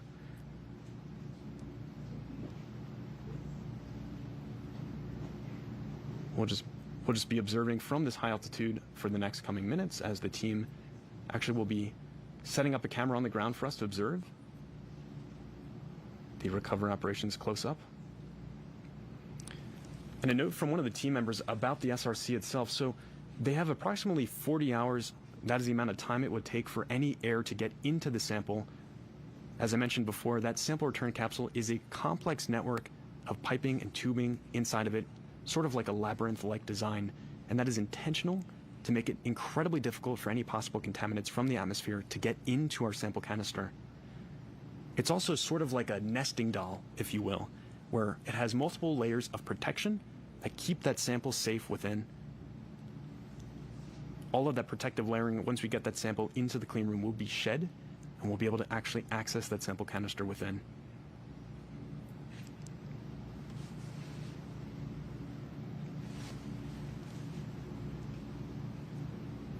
The main goal, as I said, for today is to get that sample canister on a nitrogen purge.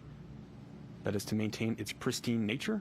And we have visual once again from one of our helicopters here orbiting around the landing location. You can see our SRC at the bottom left of your screen and its parachute that helped us get the last leg of the journey down. It deployed a little bit higher than we expected, 20,000 feet elevation. Original expectation was at about 5,000 feet. And this brought us down the last leg of the journey. After a punishing initial entry into Earth's atmosphere over San Francisco, about 82 miles in altitude, to now resting on the rugged Utah Test and Training Range desert floor.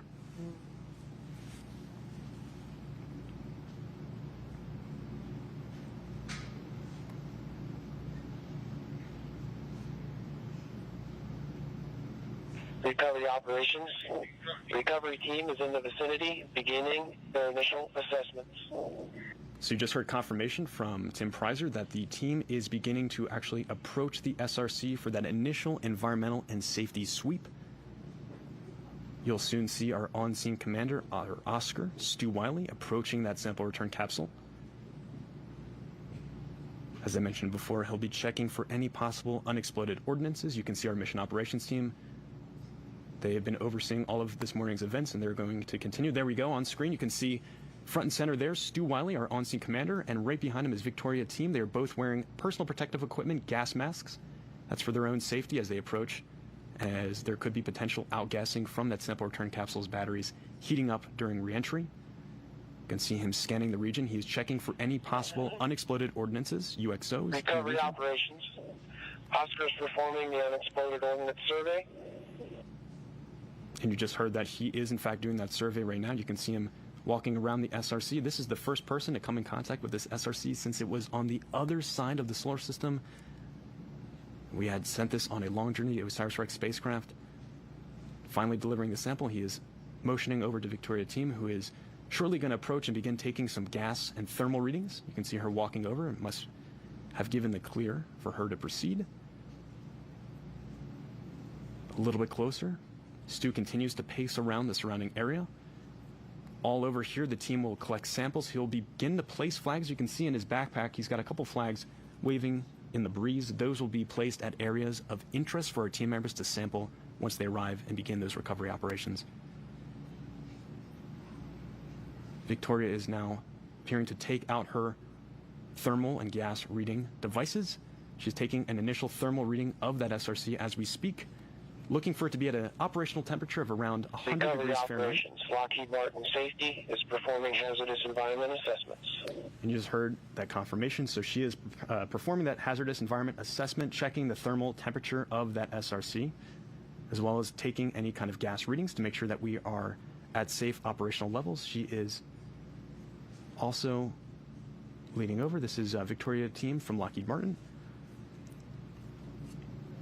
Stu continues to sweep the area around her for the safe operation of our recovery crew members.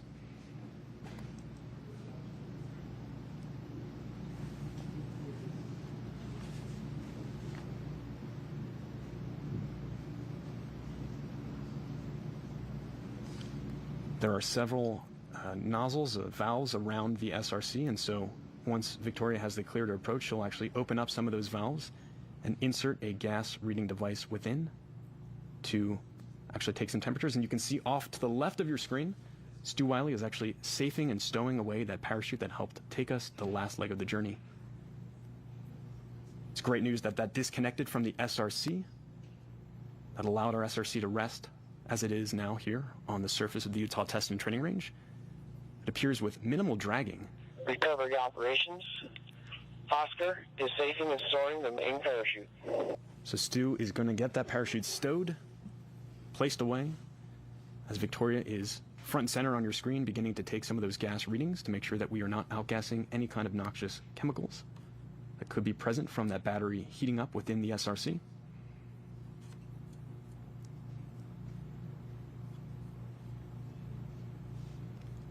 And Stu is walking back to the team with that parachute. So the SRC battery is comprised of lithium disulfide, and as such, the possibility of toxic vapors exists if the battery packaging has been damaged during entry or landing. Discharging could cause potential presence of hydrogen sulfide from those batteries heating up, or carbon monoxide. And so that is why Victoria initially had her gas mask on. It appears she has now actually taken it off, so it appears that the gas readings indicate nominal conditions. Recovery operations. Lockheed Martin Safety has confirmed no hazardous gas. And you just heard that confirmation, so the safety assessment is successful. Victoria has confirmed that with her gas readings and thermal measurements of the SRC. They'll then go back over, Stu and Victoria, for a team huddle to prepare the rest of the team to begin the recovery operations and actually get this SRC into our clean room here at Dugway and continue the operations. You can see the Lockheed Martin team in the bottom left of your screen, just overjoyed with this moment. This is years of careful planning and preparation leading to this final phase of getting that sample back here to our clean rooms. I'm sure they've been holding their breath all morning, so they're getting closer to finally being able to take another breath and relax as we actually will begin our recovery operations, a key part of today's events. And you might see Victoria approach over and over once again to that SRC to continue to take gas readings. At this point, she appears to be covering up the back shell of that SRC, placing a Teflon cover over.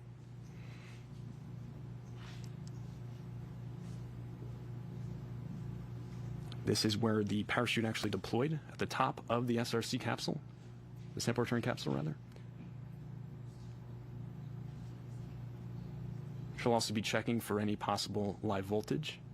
And we'll wrap Kapton tape around the two cut cable ends protruding from the back of the SRC where that parachute deployed. You can see her with that covering as we speak, placing it on the back shell.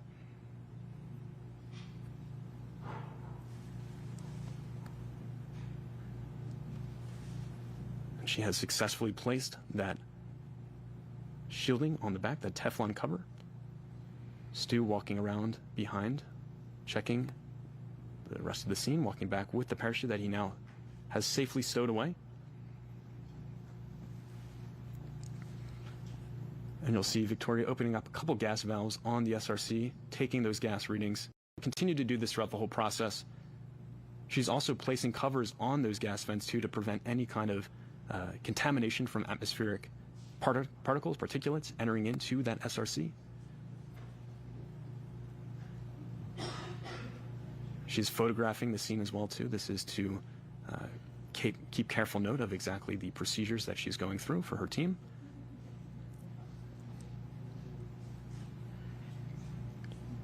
So the recovery operations will be getting underway shortly now that the team has conducted their initial environmental and safety sweep. Everything appears to be nominal, which is fantastic. We do, in fact, have that SRC on the ground. The rest of the team will be approaching shortly. But for now, back to you, Lauren and Jim. Wow. Thank you, James. Oh. Can you believe it? OMG. Touchdown for science. What a great day. For the folks at home, this is a huge deal, and they did it. For the first time in history, we brought goodies back home from this kind of object in the history of humanity. So this is big. This is so huge, and we're all breathing a big sigh of relief. Obviously, we're not completely out of the woods here, and we'll be monitoring what's going on and keeping you abreast of everything that's happening. But for now, wow, we made it home. A great job by that Lockheed Martin team safing that craft. Fantastic work. What a spacecraft. We have to name her specially. Yes, absolutely. And that capsule, everything perfect. So while the capsule was making its way to the ground, mission teams... Recovery operations, all event covers are in place. All right. So we're making progress. We're making progress. All right. So while the capsule was making its way to the ground, mission teams in the Colorado control room and the mission ops area here in Utah were, of course, riveted by the live images. These teams have watched and nurtured this mission for more than 7 years of spaceflight, and even longer in terms of construction and design. Gosh. Wow. Amazing. 11 years since it was selected to fly. What a job, folks. Just fantastic. A lot's happened in 7 years. All right, so let's get an update from where the action started this morning. Sophia, tell us everything. Okay, firstly, I want to say we are so grateful that the capsule is on the ground and in good hands now. Now, from here, from Whig Mountain, I am overlooking the vast landing zone, which, again, is larger than the state of Rhode Island.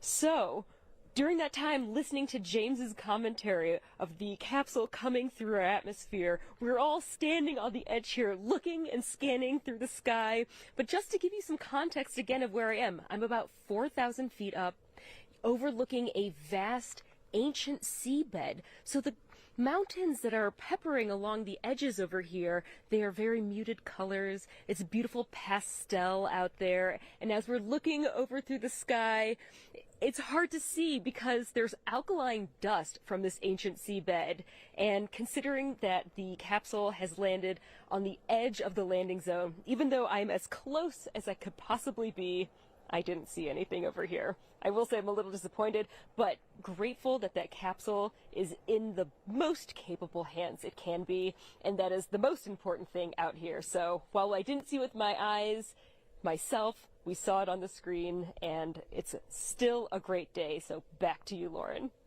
Wow, thank you, Sophia. And thankfully, we got that great image from the NASA helicopter. Wow. Just well done to that team. Thank you for that. So while we're keeping an eye on ongoing operations to prep for the SRC transport, we have a special message from someone who keeps a close eye on the entire manifest of the space agency's travels around the solar system. Hey, everybody, congratulations to the OSIRIS-REx team. You did it. You designed it, you built it, and you carried out the first mission to collect a sample from an asteroid. And after a 2-year journey, it has touched down at the Utah desert. It brought something extraordinary, the largest asteroid sample ever received on Earth. It's going to help scientists investigate planet formation. It's going to improve our understanding of asteroids that could possibly impact the Earth, and it'll deepen our understanding of the origin of our solar system and its formation. This mission proves that NASA does big things, things that inspire us, things that unite us. Recovery operations, we can confirm that the SRC is not breached. Beyond our reach. And the mission continues with incredible science and analysis going to come. But I want to thank you all for everybody that made this OSIRIS-REx mission possible. It wasn't mission impossible. It was the impossible became possible. Thank you all. And just as a reminder, we are keeping those operational milestones going, so you will continue to hear that throughout the broadcast. Thankfully, the SRC was not breached. Fantastic, fantastic news. All right, as anyone who pays just even a little attention to modern spaceflight knows, there has been more activity above the planet in recent years than ever before in human history. There are probes like OSIRIS-REx moving around the solar system, observatories looking out into deep space, and satellites closely examining the health and future of our own planet. There are also human explorers, and we are so fortunate to have 2 of them with us here today. Joining us now are NASA's astronauts Butch Wilmore and Suni Williams, scheduled to launch on Boeing's crew flight test aboard Starliner to the International Space Station. Butch and Suni, thank you for joining us. We are honored to be here. Super exciting day. What a thrill. Congratulations. Absolutely historic. How are you feeling? Pretty amazing. It's like, wow, this is what, dreams and imagination is fueled with. This is just amazing. So, it can go from the movies, but this is reality, and we're doing things that people couldn't even believe could happen. It's amazing. Yeah. And also, we've both landed under capsule, under parachutes. There's not much better feeling when that parachute opens, I'm telling you. And it was maybe not equal, obvious. Pretty close to exciting and intense, and that parachute opened, it was thrilling. Absolutely thrilling. Yep. Yeah, it's fantastic. Well, that is fantastic. One of the things that I think will be really interesting is this, of course, this site is being considered as one of the candidates for the Boeing Starliner crew flight. Right, and that's actually why we're here. It just worked out in our timing for our training and as we're working on Starliner, that we could come and actually view one of our prime landing sites, which is here at Dugway. And so that's actually what brought us to the area, so we could be here and sharing the experience with you today. And we see this has gone so well, we are ready to land. Recovery operations. That's the place that our flight. The recovery team is performing their safety. This is a beautiful place. It's a beautiful day this morning. No wind. I think the capsule just came right down under the chute, and hopefully we'll have a nice soft ride, just like this capsule too. Absolutely. And we just got a call out that the recovery team is performing their safety operations. Everything nominal. So you guys will be coming back, and maybe someday with samples yourself, brought back by humans. Indeed. What do you think about that? Again, we're in that era of going beyond low Earth orbit now with humans, headed back to Moon, and potentially one day to Mars with the Artemis program. And it is a thrilling time, as you mentioned earlier. So much taking place within the solar system, the near solar system now, and it's fascinating. Great time to be in human space. Awesome. I think I'd be a little bit nervous to go to an asteroid, so, Wise so woman. I'm She's super wise. glad that the spacecraft did it, and we'll set the pace and show us how to do it. But Absolutely. I think maybe you'll practice a little bit more before we go, because it's Good idea. it's a dangerous sounds good. environment Right. learning about it. So, So much Sonny and Butch, thank you so much for joining us Oh, we today. appreciate Hopefully it. you'll stick around for more of the show. Yeah, all right, congratulations, Thank you, to guys. everybody out Thank there. you Really so appreciate it. Yes, Thanks, sir. guys. Good luck with your flight. If you've just joined us, this is special live coverage of NASA's OSIRIS-REx Asteroid Sample Return mission. You might be thinking, this doesn't look like a typical NASA facility. And it's not. In fact, it's because of the extraordinary capabilities that we find here, that we find ourselves in the Utah desert in the first place. We're coming to you live from Army's Dugway Proving Ground. We've got a video postcard to share that will give you a better sense of the glorious desert environment all around us. Take a look.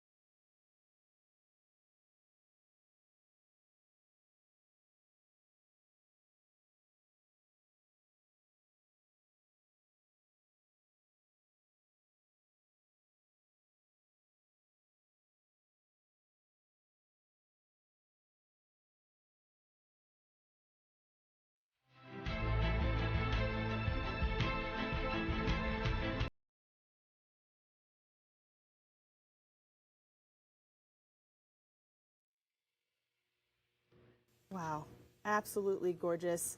The spaces here are vast, rugged, beautiful. I mean, you got to see a little bit from the NASA helicopter, but that was a close-up and personal look. And look at this. We're in this place that almost looks like Mars, but on Earth, as we're recovering a capsule with the pieces of our universe that will tell us about the early time of our solar system that we can't get anywhere else. And there's the crew out there approaching that beautiful capsule that did the joyful ride from that top of the atmosphere down. 13 minutes of roller coaster riding, and they're getting it safe and ready to start bagging her to come over to the clean room here. Wow. And explain, why do we do a land landing, as opposed to an ocean landing? So many of our crews land in the ocean, as you know from Apollo. But for this one, we need to bring it back to a place where we can contain the contamination. By landing in the desert here, we can keep the Earth's ocean, all those absolutely wonderful waters out. This is the best place to bring home this kind of capsule. And look at her. She landed perfectly. Looks like a top sitting there. Absolutely gorgeous. Well, this isn't the first time that NASA has visited Dugway, and it certainly won't be the last. Take a look. When bringing a sample of the cosmos back to Earth, it's important to find a good landing zone that won't compromise the sample. That's why NASA partnered with the Army's Dugway Proving Ground. Its vast open space makes it ideal for the task. But OSIRIS-REx is neither the first nor the last mission to land here. In 2004, the Genesis mission landed here at Dugway, delivering our first ever samples of solar wind. In 2006, NASA landed at Dugway again, this time with a mission called Stardust, which gathered samples of interstellar dust. Both of these missions helped fuel our understanding of the universe and wouldn't have been possible without a safe landing zone, just like OSIRIS-REx. After today, NASA and Dugway are looking towards the future, to the Mars sample return mission that will once again be bringing a unique sample of our universe right here to Dugway Proving Ground. The U.S.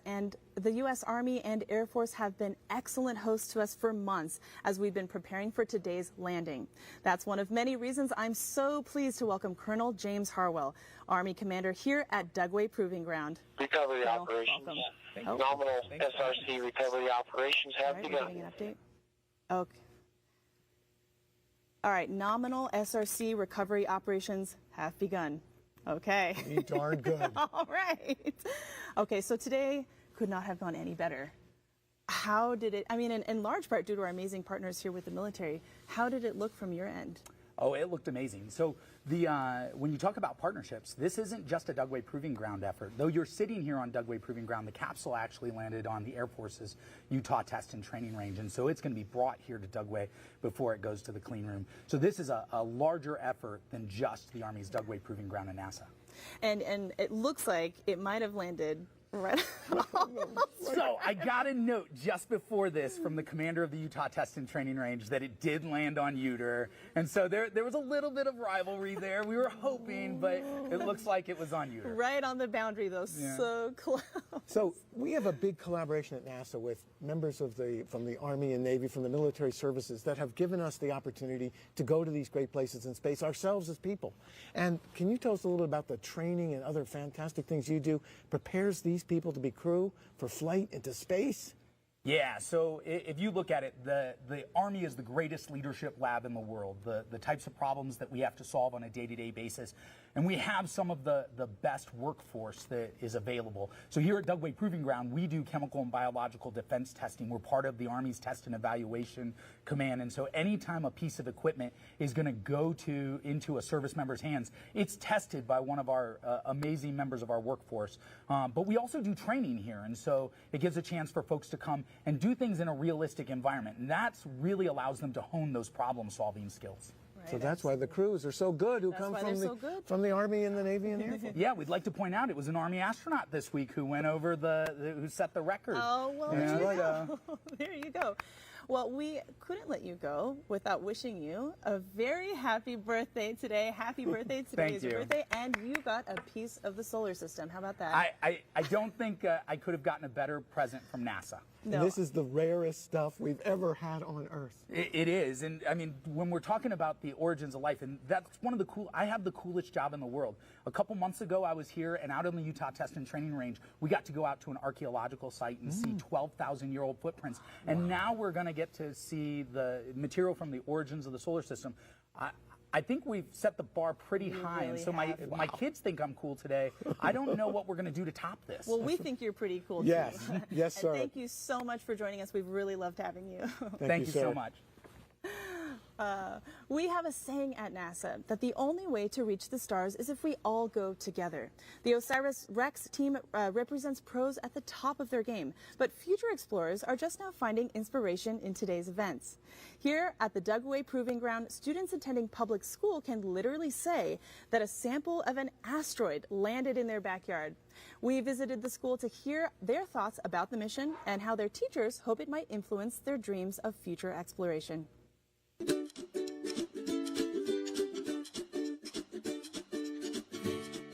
My name is Deborah Rockmore, and I am the librarian here at Dugway Elementary through High School. I love that Dugway is part of this. We have a very strong feeling about Dugway. It's a wonderful base. To have it be a prominent area where this is coming down is really amazing to us. Well, I'm just glad that this little town is getting noticed. It's a big rock that has kind of like holes in it because they've been flying through the sky with fire because it goes really fast. Honestly, I find it really cool because you don't really expect this stuff to happen, in your backyard. But I really wish I could see it, but I don't know. I'm going to try my hardest. I became interested in the mission because I have the NASA app and I get daily updates on photos, and one day I saw a photo that had that Dugway, Utah titled on it, and I was like, I live there. You hear about exciting things all over the world, and it's cool to hear about, but you kind of never think that you'll be, I guess, directly or indirectly involved with it. But to know that it's just happening here within eyesight is pretty cool. Let's go OSIRIS-REx. Go OSIRIS-REx. Let's go OSIRIS-REx. Let's go OSIRIS-REx. Let's go OSIRIS-REx.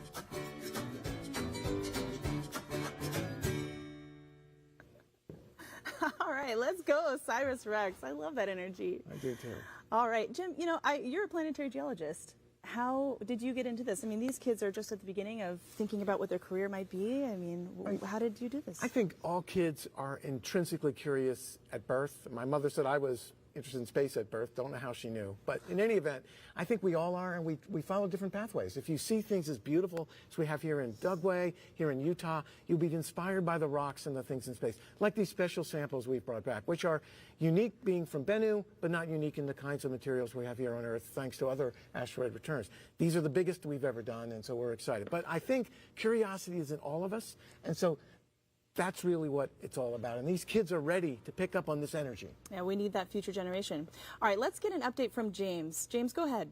Yeah, Lauren, so the mission operations team has confirmed that we are able to begin those recovery operations. You've been seeing on your screen in the bottom corner for the past couple minutes, team members beginning to head out and put flags of areas of interest where we'll want to sample for our sample curation team. And also just a note on our parachute deployment, the parachute was set to deploy based on capsule deceleration, and we actually reached that threshold earlier than predicted, and the parachute deployed appropriately. So everything was right there, working perfectly fine. We got that SRC, as you can see, successfully on the ground. It is perfectly resting on the desert terrain, and you see 3 of our team members around that capsule beginning to place flags to begin to collect samples. The team members here you see on screen are Scott Sanford, Dante Loretto, the principal investigator at the right of your screen there, and Francis McCubbin. These are key curation team members who will help us actually get a lot of these samples of the region there, environmental samples, collected and ready to be passed along to our team at the Johnson Space Center for curation efforts there.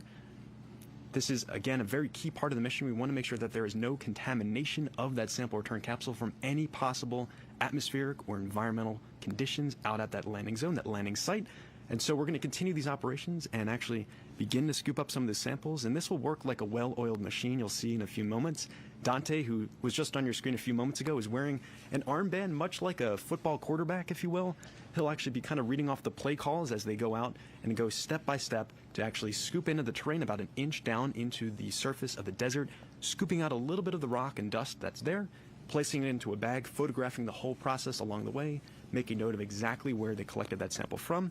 All this information will then be passed along to our sample curation team at the Johnson Space Center as they begin to actually open up that sample canister and see exactly what we got within. This has been a long journey. It's been an incredible morning to witness this live. Just such a stunning feat of engineering to get that capsule back here to Earth with samples of the asteroid Bennu. This is why we do science, right? To get these kinds of samples, every piece of dust and grain inside that sample return capsule is a PhD thesis waiting to be written. It's a new discovery waiting for us about the origins of the solar system and our place in it. And the vast majority of that sample, more than 70% of that sample, is actually going to be stowed away for future analysis. We did the same exact thing with the Apollo missions when we brought back rocks from the moon. A large quantity of those rocks and dust from the moon our astronauts brought back were stowed away for future generations with the expectation that our technology would continue to improve and improve and improve, and then we'd be able to ask questions that we couldn't even begin to fathom. And now the same thing we'll be doing with the OSIRIS-REx samples that we brought back from the asteroid Bennu. A lot of these will be opened up 50 years from now with scientists who are yet to be born, asking questions we can't even begin to imagine.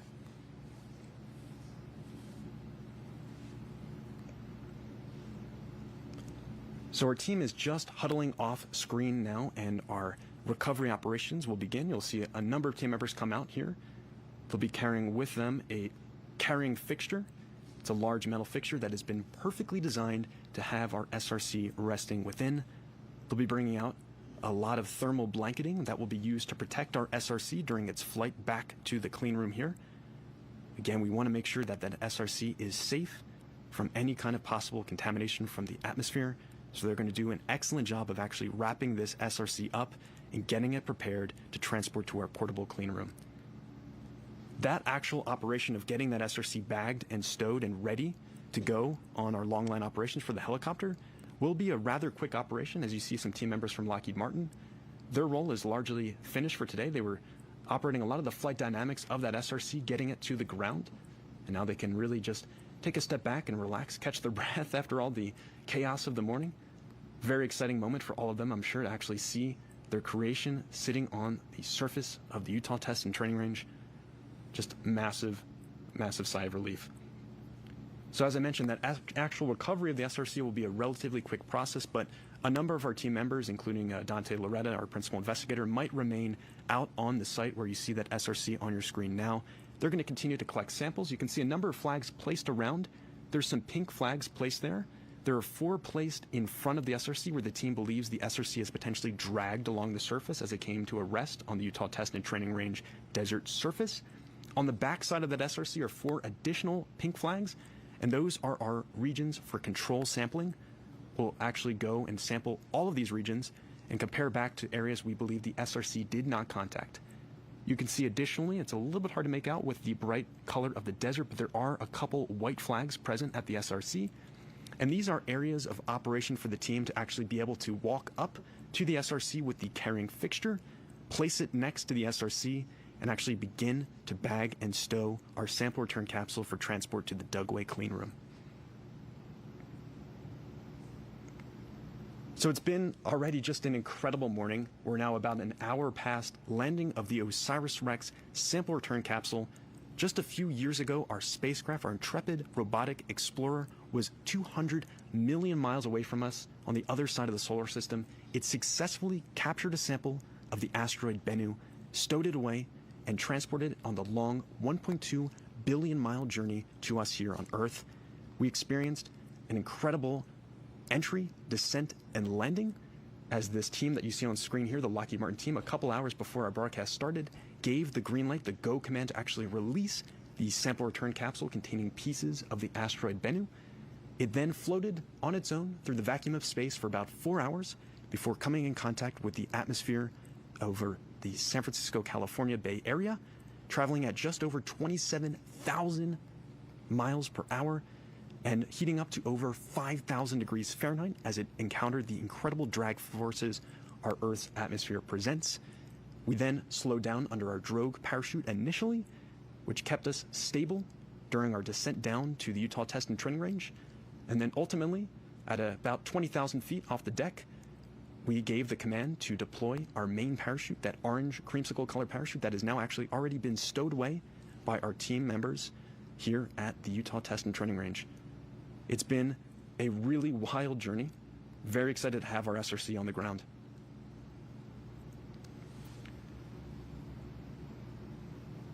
And you see a view of our mission operations team observing our recovery team that is already out on the landing zone, taking samples, beginning to actually prepare the thermal blanketing, the protective layers for our SRC, and you can see we're documenting this whole process along the way. And so these operations will continue for the next couple minutes, or as long as it takes to safely store that SRC and prepare it for long line operations to get it to the clean room here. We'll continue to take samples, and I will continue to monitor the situation as we proceed here. But for now, back to you, Lauren and Jim. Thanks, James. And just a reminder to those watching, we are in an extremely remote location, and so if our signal is breaking up, it's because we're out in the middle of nowhere. So we're doing a great job, all things considered. One other thing that I wanted to address really quickly is that parachute ended up deploying really quickly, did it not, Jim? It did. It deployed high, and this is a smart spacecraft. That sample return capsule detected the acceleration rate, and it decided that it was important to get that parachute out to slow her down so we could make this beautiful, safe landing. And that's the way this magical autonomous spaceflight works these days. We adjust to the dynamics of the environment. Again, hats off to the engineers that built those systems in so we could be home safe doing what you can see on your screen now. With a beautiful landing. All right, Jim, let's actually take some social media questions now. Let's get our first one. All right, at CCSV wants to know, will the sample be quarantined like moon rocks are? Well, in this case, based on a classification of what we call the planetary protection, these samples will not be quarantined in that way. The first moon rocks came back, they were quarantined for a week, out on the carrier and all that kind of good stuff, came back to Houston again very carefully. In this case, we understand the asteroid, the environment, we measured it with OSIRIS-REx, other asteroid samples from our colleagues in Japan, and so we don't have to quarantine them the same way. We do have to protect them, though, from contamination, and there's all kinds of systems in place by our team to allow us to understand the level of contamination. So what we study in science is the pristine asteroid. That was a great question. Excellent question. Excellent question. Recovery operations. SRC is bagged and secured in the handling fixture. All right, you just heard that the SRC has been bagged, and we are well on our way to getting that to our clean room here at Dugway. Wow, fantastic news. Missions like OSIRIS-REx transform scientific pursuits into engineering challenges. Smart, curious people pursue answers with creative verve and perseverance. This year, Hollywood also had a story about a crowd of people situated around the touchdown point of an asteroid. And, well, we couldn't help ourselves. We asked the cast of Asteroid City to say a few words.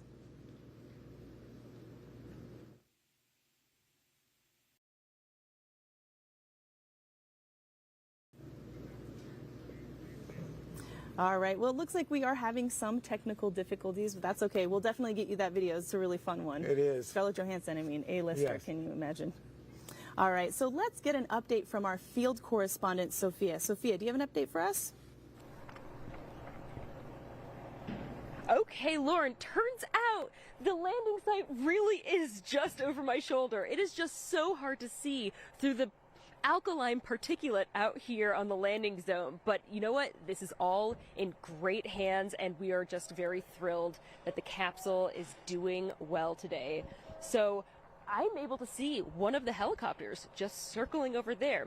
But for those of you who have just tuned in, I am on Wig Mountain, which is overlooking the ellipse, which is the vast landing zone.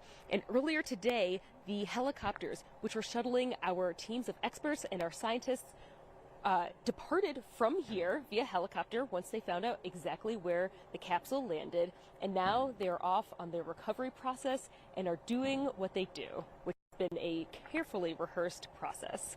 So, Lauren, I'm going to send it back to you. Great, thank you so much, Sophia. All right, well, let's get back to that awesome video of Asteroid City. You don't want to miss this. Take a look. Hi, I'm Jason Schwartzman. I'm Jake Ryan. And I'm Scarlett Johansson. Where are you?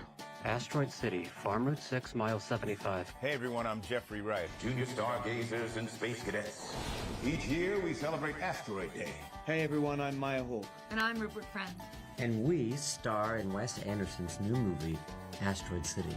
In the movie, families from across the country gather in a fictional American desert town for a junior stargazer convention. I heard there's a real-life reason people will be gathering in the Utah desert this September. The world will never be the same. What is happening there on September 24th? September 24th is going to be a historic day. This is NASA's first asteroid sample return mission and the biggest sample return beyond the moon. Shortly before 9 a.m. local time, the OSIRIS-REx spacecraft carrying precious samples of asteroid Bennu will release the capsule into the atmosphere to lower the samples down to the Utah desert, where scientists are anxiously awaiting the return of these materials. Wow, that sounds like the plot of a science fiction film. It's incredible that a spacecraft can go to an asteroid, grab some pieces of it, and then bring them to Earth. So what will NASA look for within the asteroid sample? These pristine asteroid materials will be studied by scientists from around the world. We're going to be looking at the minerals. We're going to be dissecting the rocks, looking at it mineral grain by mineral grain to learn more about how the solar system formed and evolved. We're also going to be looking for water to try to understand how our Earth's oceans came to be. And then finally, we're going to be looking at organic compounds, including some of the basic chemical building blocks of life, to try to understand whether asteroids like Bennu could have delivered the building blocks to Earth, leading to the origin of life on Earth and potentially elsewhere. With the data that we obtained from these materials, we're going to be rewriting the textbooks on solar system formation. Fascinating stuff. But don't fragments of asteroids land on Earth all the time? Why can't we study those pieces instead of a mission to bring this sample to the Earth? Yeah, that's a great question. I mean, in fact, the Earth is constantly being bombarded by fragments of asteroids in the form of meteorites. But one of the big problems with studying meteorites is you don't always know where they came from, and it also can be contaminated. Fair enough. It makes sense that we'd want to study something more pristine. So how will NASA protect the sample once it's on Earth? And can I have some? Oh, I wish we could have some of these samples. I wish I could bring one home with me to put on my dresser at home. But the reality is these samples will only be for educational purposes in scientific research. The samples will be transported to the NASA's Johnson Space Center, where they built a special curation facility just for keeping these samples safe and pristine. This is also incredible. I'm so glad that NASA has teams of people that are searching for the answers to some of the biggest questions, like where did life and water come from? Where did our solar system come from? I can't wait to see what we learn from the asteroid sample OSIRIS-REx is bringing to Earth. Thank you for all that you do. This is also incredible. Thank you so much for all you do. Well, you just said that name. You just said OSIRIS-REx. That was the thing. That was kick-ass. How did you do that? I was like, what is this phrase? I was like, OSIRIS-REx. OSIRIS-REx. Yeah, Osiris. It was great. OSIRIS-REx. Wow, talk about that mega wattage star Whoa, power. Scarlet, Oh wow. my gosh. It takes a huge, talented team with profoundly diverse skills to design and execute something as audacious as OSIRIS-REx. It takes years of planning and perseverance to see it through from that initial notepad doodle to a moment when the world tunes in to celebrate a huge success. It also takes leadership. And I'm pleased to say that we are now joined by the director of NASA Goddard Space Flight Center, Dr. Mackenzie Lystrup. Welcome. Yeah, thank you so much. I'm delighted to be here and very happy about the results coming out today. It is a great day indeed, and congratulations. This is a huge day for Goddard. It must go without saying that you are very proud. Absolutely. This team is amazing. They've been through so much for so long. Goddard Space Flight Center, the special thing about NASA's Science Center, Goddard, is that we have scientists and engineers working side by side, and so that doodle on a napkin can turn into something like OSIRIS-REx. And scientists like Dr. Garvin here, who's joined us, really help us create a vision with other scientists of how you're going to do the engineering that gets you to this moment that we have today. And Mackenzie, we have leadership across all domains on this mission, from system engineering to science to accounting to everything. How did your team in Maryland pull this thing off? Yeah, we have people who have managed multiple parts of missions over the decades. Systems engineering is critical, and it's one of the things that Goddard really brings to the table. And systems engineering means that we take into account everything about the mission, from the science ideas to the launch to orchestrating the landing here on Earth, but making sure that all of the instruments are working together, making sure that the spacecraft successfully interfaces with the instruments and can carry out its job once it was at Bennu. All of that requires really understanding the entire system. So when we say systems engineering, we're really talking about that overarching, holistic perspective that our scientists and our engineers bring to the table. But it's true that we have some of the greatest scientists and engineers working on space missions, and they pull it off every time. Awesome. Fantastic. Well, really quickly here, Goddard will be one of the centers that will receive a sample, but who else will receive a sample of the asteroid? Samples are really traveling all around the world. What I think is very exciting about this mission is that we're saving about 75%. And we're not sending that out yet. We're keeping that in storage for future generations to be able to use more advanced methods and instruments to be able to analyze. So about 25% of that material is going to be headed to scientific organizations all around the globe. Fantastic. Unbelievable. Well, thank you so much for joining us this morning. Yeah, thank you. Thank you so much. Congratulations. Yes. There's a big team of scientists, engineers, and so many others here in Utah working to make OREX a success. It should go without saying, everyone here is mission critical, from bus drivers to planetary geologists, helicopter pilots to logistics experts. With all of the natural excitement about the mission itself, let's stop for a few minutes and highlight those in OSIRIS-REx who made it live and breathe. Take a look.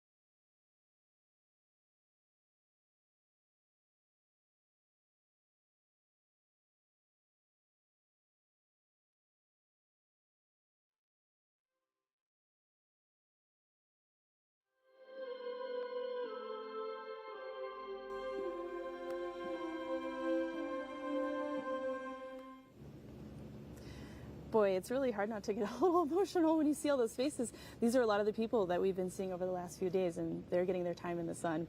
All right, let's throw it over to James for an operational update. Take it away, James. Yeah, thanks, Lauren. So while we've been kind of waiting for the past couple of minutes here, the team has actually successfully bagged and prepared the sample return capsule for the long line operations. You can see on your screen right now, the SRC is bagged within thermal blanketing, and that metal thing you see on the bottom is the carrying fixture. This will then be actually loaded up into cargo netting and prepared for long line operations. One of our helicopters will take flight, carrying the SRC dangling beneath it. The SRC is going to be stabilized with that cargo netting. There is a gimbal that will keep it stable as we begin the flight to the clean room with our precious cargo on board. You'll notice a couple of tape markers on that SRC as well, the thermal blanketing there. Those are pieces of Kapton tape marking exactly where vents are on that SRC for team members here at the clean room, who will once again do gas and thermal readings once it arrives at the clean room. Just once again making sure team members are safe and secure as we begin to continue those recovery operations, getting the SRC into the clean room. And this is one of the last phases of the process of getting our SRC back and then opening it up, finally seeing that sample canister within and preparing that for shipment tomorrow on a C-17 cargo plane to the Johnson Space Center's sample curation facility. And this was a very quick process. I mean, if you're keeping time at home, this was only maybe about 20 minutes that they took to get out there once they arrived and wrap everything up really quickly once they were given the official confirmation to approach, get everything stored, prepared for those long line operations. This really has become second nature for these team members. They really are able to bag and prepare this SRC. And you'll see still quite a few flags around that area there. Once this SRC is flown away from the region, the landing zone, team members from the curation team will remain on site and continue to take samples of that surrounding area. They also have set up off screen here, you can't see it, but there is a air reading that they're going to be taking actual air samples of the area, atmospheric samples. All of this will be cross-correlated with samples that we actually get back from the asteroid Bennu to make sure that nothing from Earth here at the LZ or beyond got into that sample return capsule. And you can see some of those team members who are going to be taking those samples once again approaching the location. Dante Loretta is front and center with them. He has that armband on, and on his left arm you can see it there as he's carrying his bucket that has all of his tools that he needs to begin collecting these samples. It's a very tight procedure that they have to go through to make sure that they are properly taking these samples. You can see they are photographing the area first, documenting exactly where they are collecting the sample from. They then have a small metal scooper that they'll use to actually dig into the desert surface. It's a bit of a soft surface out there today. As I mentioned, we did have some rain that softened it up, so it should be easy to dig in there, grab a bit of sample, and then they will bag that sample, seal it up, and then send that off to the sample curation team at the Johnson Space Center. Admiring the region as well. It's a beautiful, clear morning there today. We've been rehearsing in a variety of different conditions, including in the middle of the summer where temperatures were over 100 degrees Fahrenheit, much cooler conditions. You can see our team members wearing their UV shirts today. A much chillier morning for them as they are doing these recovery operations.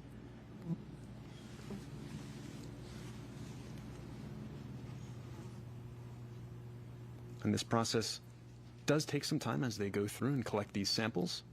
They want to make sure that they are accurately documenting exactly what's present at this landing zone for the team members who are at the sample curation facility of the Johnson Space Center. We're getting a great aerial view from our NASA helicopter. They've been doing a phenomenal job all morning tracking the action for us, and we don't give them enough credit. We've been training, obviously, all of the science and recovery operations. The recovery team is moving the SRC to Helicopter 1 and preparing for long line operations. And there we have it. We are going to be moving towards those long line operations. The rest of the team members approaching that SRC that has been successfully bagged and prepared to be loaded into the helicopter's long line. This will be the last time the SRC takes flight. We had a wild flight this morning. You can see two team members lifting that SRC up. It's about 120 pounds total once you have the SRC and the carrying fixture there together. They're going to be walking this over, preparing it for cargo netting, and getting that attached to the long line for helicopter operations.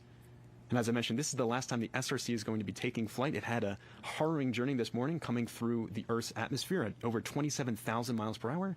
It is now being carried carefully by a couple team members here. So quite a deceleration from that initial entry, and really just a wonderful final journey for our sample before it is opened up at the clean room and prepared to be shipped to the curation facility at Johnson.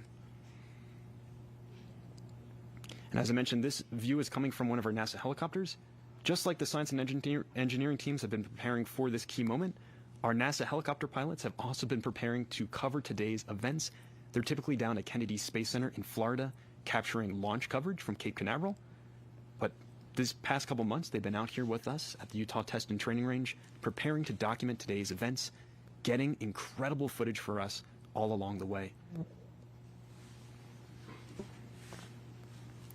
You can see those team members have a bit of a hike to carry it to where it is safe operationally.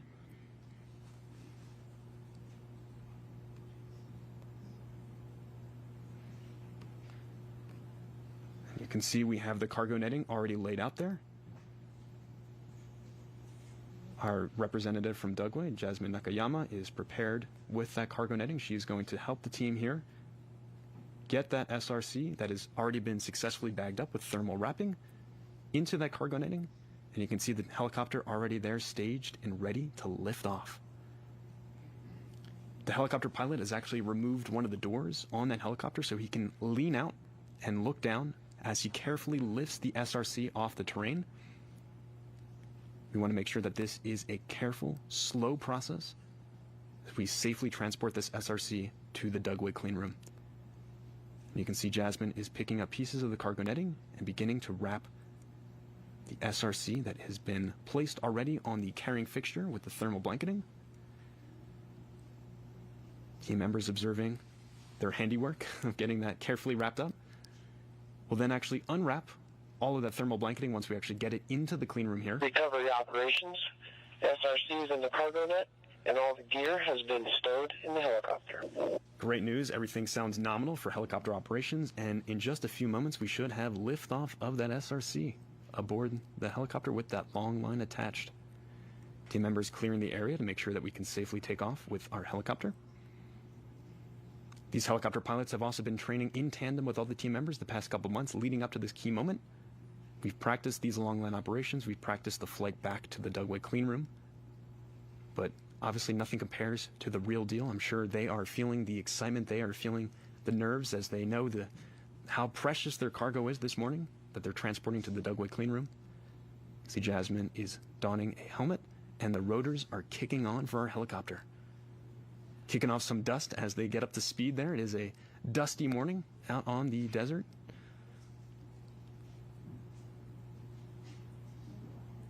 And this will be, once again, a very slow, deliberate operation.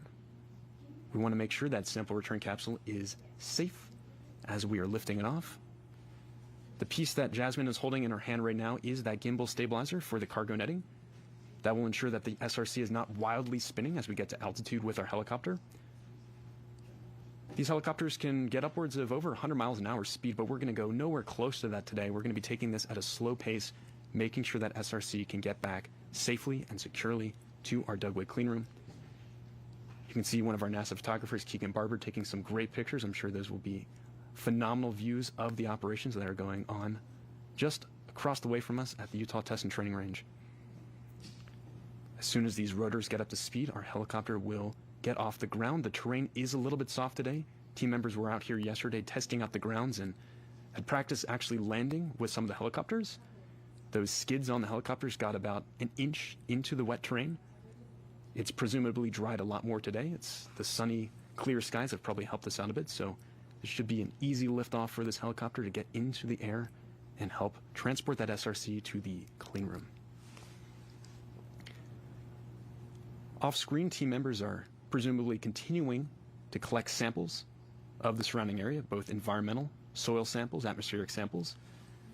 We'll be continuing to do those operations even as we bring this SRC to our clean room. Just a great view here from our NASA helicopter. And in just a few moments, we should have a stunning view of our SRC lifting off the ground. No part of this SRC comes in contact with the helicopter. As I said, it's been safely stored in that thermal blanketing. There's multiple layers of that blanketing, as well as a tarp being placed over it. Now it is also in that cargo netting, thanks to our Dugway representative, Jasmine Nakayama. She's then attached this whole contraption to a long line that will dangle about 100 feet below the helicopter. And I can see a lot of dust kicking up now. The engine's really revving up on that helicopter, and it is off the desert terrain in the air with the SRC in tow. Recovery operations. Helicopter 1 is cleared to depart the recovery site with the SRC. And we have clearance to depart the recovery site. This is a key moment of those recovery operations. We're already getting that SRC out of the landing zone and on its way to the Dugway clean room. In just a few moments, that SRC with the long line attached will be lifting off its landing zone. Jasmine assisting with that final part of the lift, and it is now airborne. As I mentioned, a much more relaxing flight for our SRC on its last leg of its journey. We are officially departing that landing zone. Recovery operations will continue out at the Dugway clean room. I see team members waving goodbye.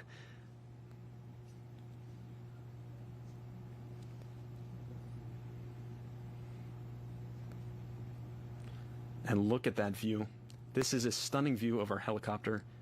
This is a long journey ahead. As I mentioned, probably about 20 minutes of total flight time. We may lose signal as we head out there a bit, but for now we have a stunning view of our helicopter carrying the SRC below. And you can see that stabilizer is helping to keep that SRC nice and stable below. We'll continue to track this transport to the clean room, but for now, back to you, Lauren and Jim. Wow, check out that epic shot. Check it out. What a ride. Wow. All right. Thanks, James. The science community has serious questions about asteroids like Bennu for a long time. What are they made of? Do they hold any clues about the origins of life on Earth or elsewhere? And what can they tell us about our past and potentially our future? It's all about chemistry, Lauren. It absolutely is. Well, fortunately, Jim, we are joined by somebody who specializes in the kind of chemistry that you'd be hard-pressed to find outside of NASA. Jason Dworkin is the OSIRIS-REx project scientist. Welcome. Welcome, Jason. Thanks for coming. And congratulations. What a historic day. Oh, it's You just must be so relieved. fantastic, yes.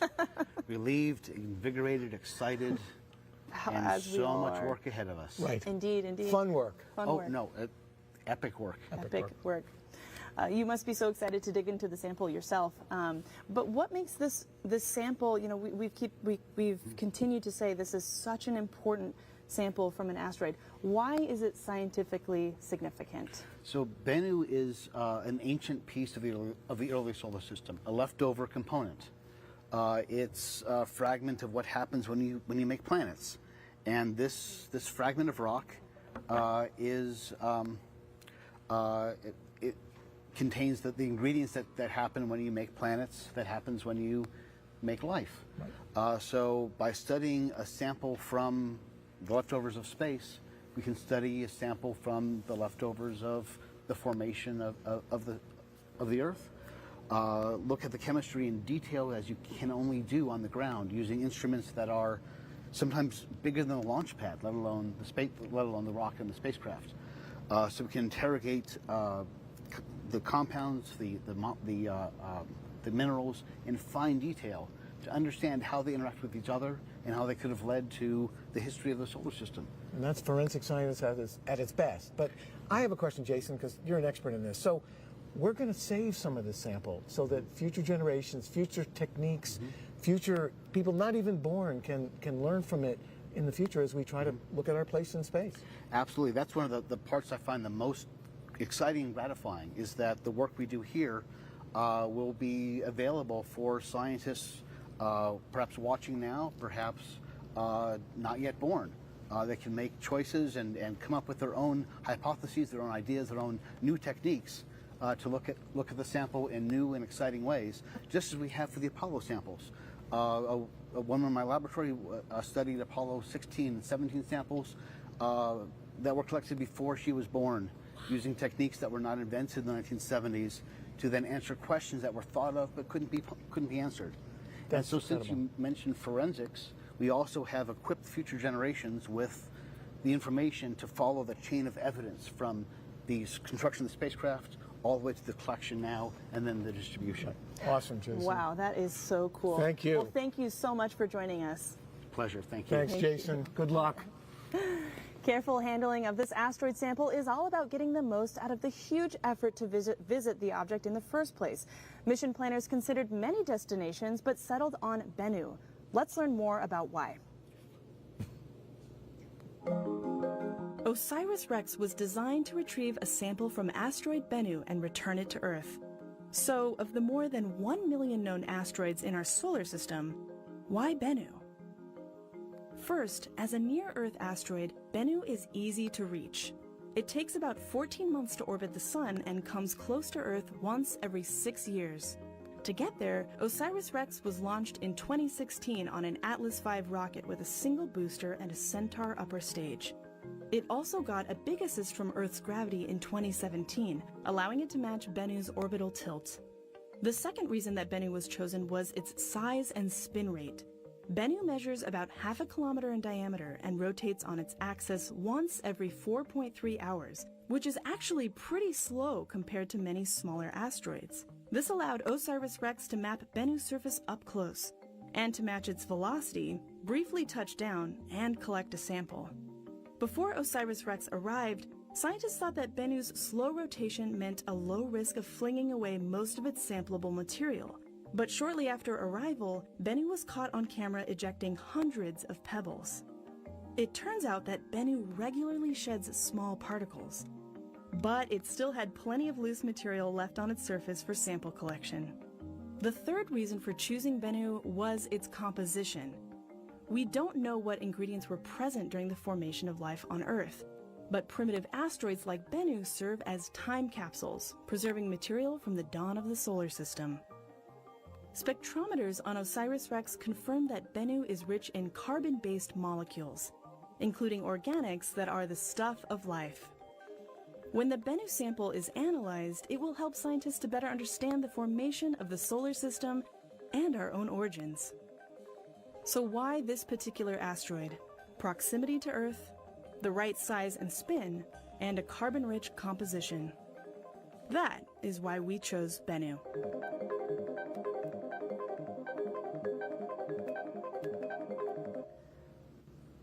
As you can see in the bottom of your screen, that SRC is continuing its transit to the clean room. Awesome.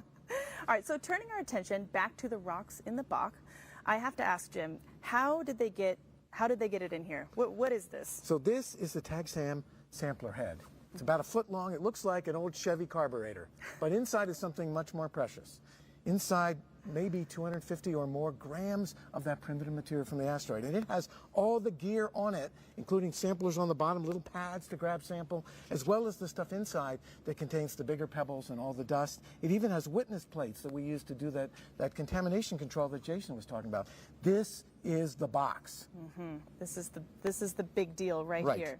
And you know, the material went into this box. We've actually got some of what's called simulant here, and this is obviously not the actual sample from Bennu, but it is a good approximation. Is that right, Jim? That's right. And so what we discovered on this amazing mission was the material properties and the microgravity of asteroid Bennu didn't behave like we totally expected. They behaved like almost cohesionless fluid. And so while I pour this here and they fall pretty naturally, and this is about the amount of stuff we expect to find inside this sampler head, they flowed more like water on Earth than we expected there on the asteroid. This is new physics. We didn't know that was going to happen. And these rubble pile asteroids are teaching us something at every step. In fact, some of these bits, which are simulants here, may behave more like little balls of styrofoam than the kind of rocks we have here. So we're going to learn new stuff by just doing basic characterization of the goodies inside this sampler head. And one thing I think is so cool is that, you know, on Earth it poured directly into these other beaker here, but as you said, it acted almost more like fluid. Exactly. We actually, when we took this sampler head on the TAGSAM, we pushed it into the asteroid, gave it a poke, let loose the gas and let the stuff flow. We actually penetrated 50 centimeters. That's more than almost 2 feet. So we went deep into the asteroid, fired our thrusters, and backed away with the sample intact in this sampler head. That was cool. We didn't expect that. We expected contact, 5 seconds later, grab the good stuff and come home. Right. So dynamic interactions, learning about how these objects work. As you heard from Lori Glaze, this is how we get to understand the worlds that we need for planetary security. And I've even heard this described as a ball pit. That's how loose the material was when they approached Bennu. Exactly. If we had kept going, and we didn't have that smart spacecraft, all that great engineering, we could have engulfed ourselves in this rubble pile of stuff. Not good. But no crap happened, and we're on the way home, and we have a sample that's coming here to the clean room right here a mile away. All right, fantastic. Well, now that the team is bringing the SRC back to the clean room here in Utah, what can we expect? So the next step is really important. We'll wheel that special apparatus that's carrying sample return canister with this thing inside it right to the clean room, bring it in, take off the elements of the aeroshell. That's the thermal protection system in the back shell. We'll take those off and set up the plumbing to get the nitrogen purge on this particular sampler head. That's critical. All right, that's next. All right, let's get an update from our gal in the field. Take it away, Sophia. All right, let's put these puppies down. Lauren, things are much quieter over here now. But for those of you who are just tuning in, this is where the helicopters departed that were carrying our teams of experts that are now having been through a large part of the recovery process today. But really, that's all I have for your updates here from Wig Mountain, overlooking that vast landing zone. But if you do see, we are miles away from the live broadcast hangar, and it took me 30 minutes to get that 12.5 miles, and that gives you an idea of how long it takes to traverse this tough terrain, which is also why the recovery teams chose to use helicopters to get that capsule safely to the clean room.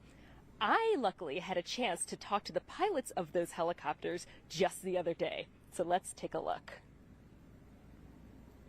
The OSIRIS-REx sample return capsule just endured a lengthy 3.8 billion mile journey. But the adventure doesn't end once it touches down. The landing zone itself is so large and the terrain so difficult to navigate that the recovery team delivers the capsule to the clean room by helicopter. Joe's going to be the man hauling the capsule out on the long line. And then Ryan McDonald is another member, and he will be hauling scientists along with myself, the rest of the capture team. So Ben, can you tell me about the actual procedure of taking the capsule on the long line? It's a 100-foot long synthetic line. It's got an electrical cord with it. That will hook on the belly of the helicopter. There you go, point it out. Right here. Yep, that's the hook that the line will go on. The pilot will lower this hook down to pick up the capsule. They'll fly it back to the clean room, lower it down, and when he lowers it down, he'll hit a little button on his collective. It'll release that hook, and he'll fly away with the long line. This is not a normal ride. Can you show us how you fly this for this particular mission? Yeah, so in this helicopter, when we're doing vertical reference, that's what you call it when you have a line on. Now to see the end of the line, I'll be leaning out like this. It's an awkward position, and kind of lean out and look back because my hook's going to be right down in the middle of the helicopter. It will be this button. This button here is the remote hook, and that will keep the line on the belly, but it'll open that little green remote hook when you push it forward.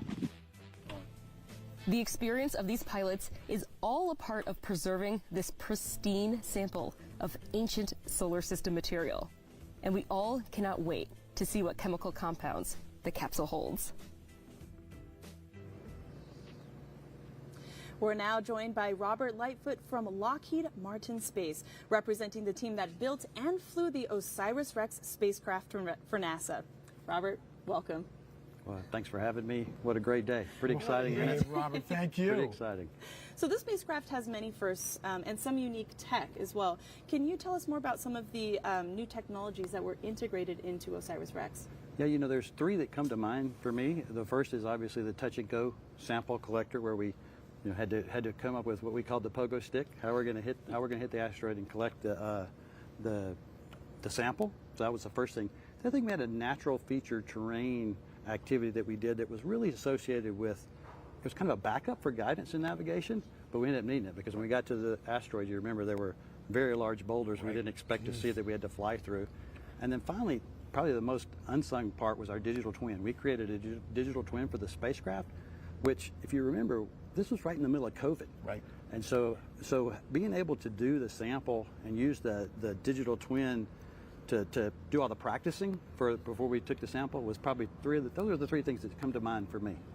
And Robert, you mentioned the TAGSAM, that critical pogo stick, and we heard that it all began with a red cup and some conversations with napkins and things. Can you tell us about that? That's exactly what happened. It was somebody doing it was a solo cup and some kind of activity that we did there. And really think about some of the most famous missions NASA has done. That's what we've done in the past, is we've used somebody sketched it out on a napkin and the engineers turned it into reality, and then the scientists get their reward. To use it. Thank you, Robert. What a great story. What a fantastic story. Well, thank you so much for joining us, Robert, and congratulations again. Thanks. Really proud of the team, Lockheed Martin team, and everybody for doing fantastic Y'all work. take care. Great job.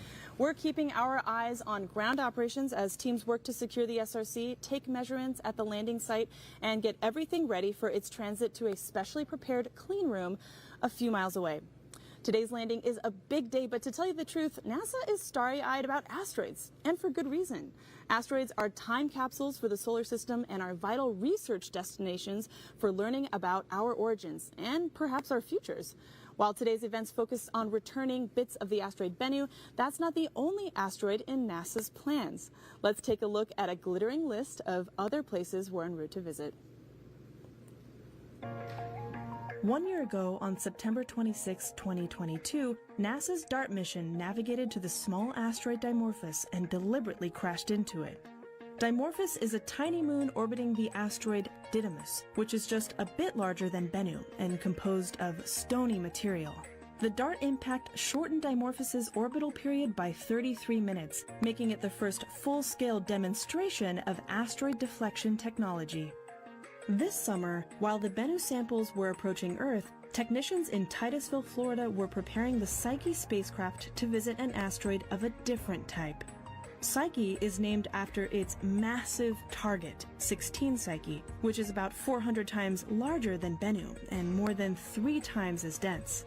The Psyche spacecraft will visit an asteroid that may consist of a significant amount of nickel-iron metal mixed with rock.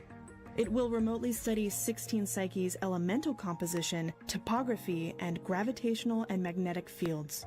The mission will provide insights into the formation of terrestrial planets like Earth. Psyche's launch window opens on October 5th. November may be sweater weather for folks in the northern hemisphere, but for the Lucy mission, things will just be heating up. On November 1st, Lucy will train its cameras on the main belt asteroid Dinkinesh. It will take pictures while rapidly flying by and test its ability to track asteroids during high-speed encounters.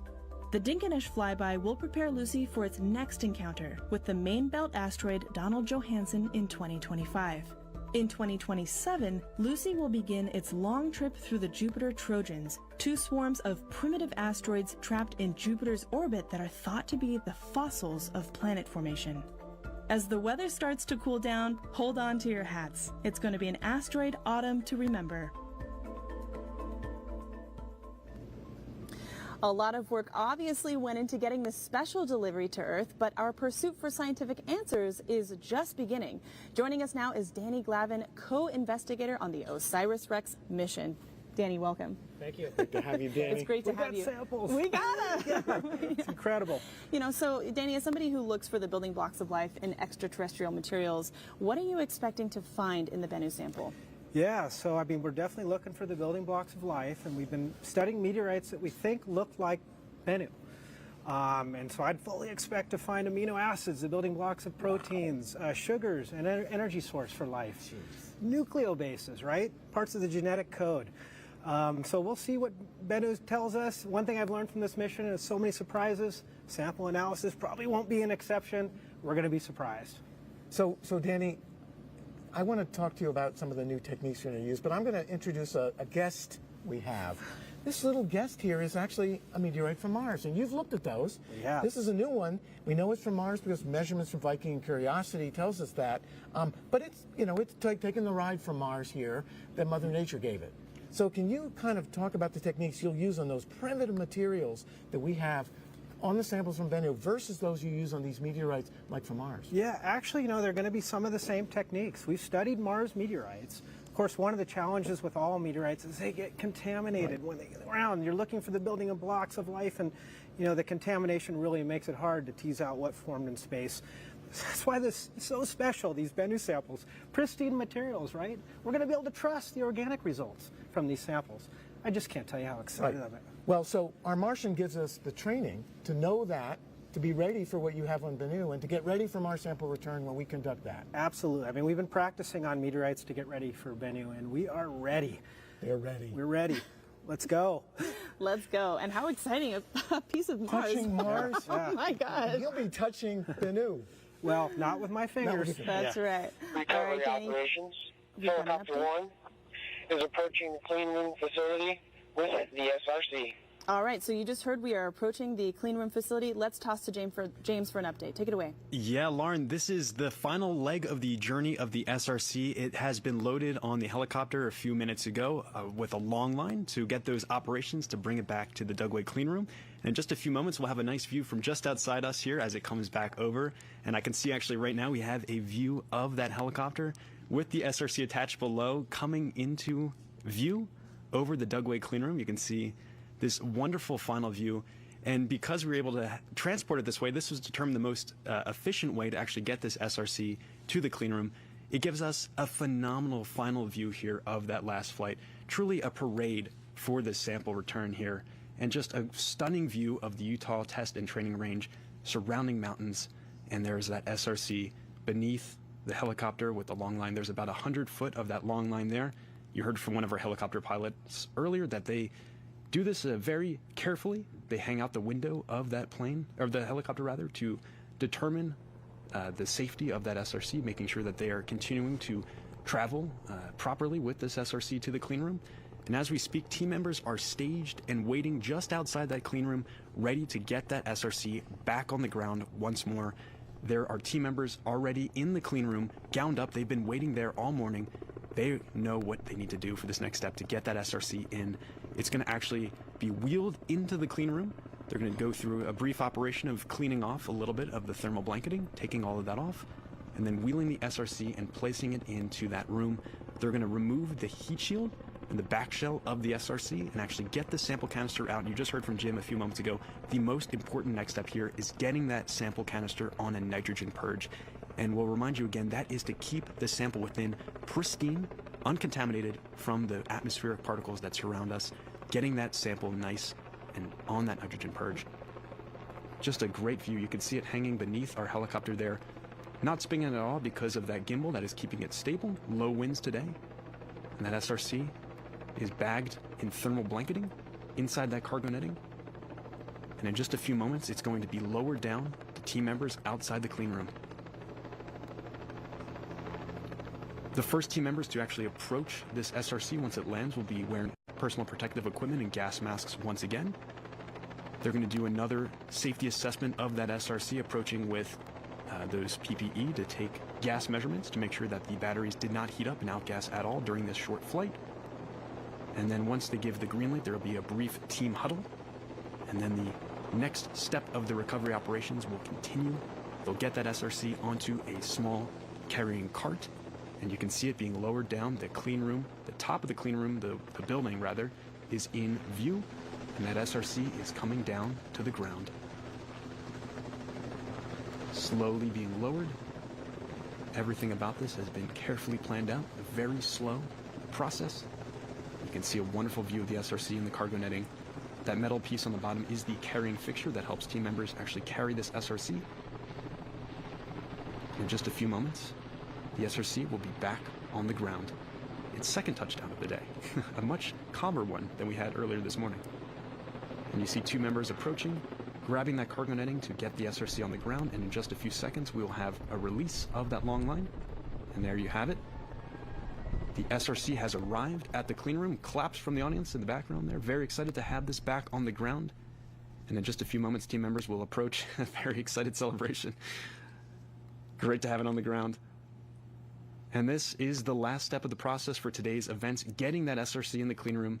In just a few moments, you'll see team members approaching and beginning to unwrap the gift within. You can see our first team members walking up with that gas mask on.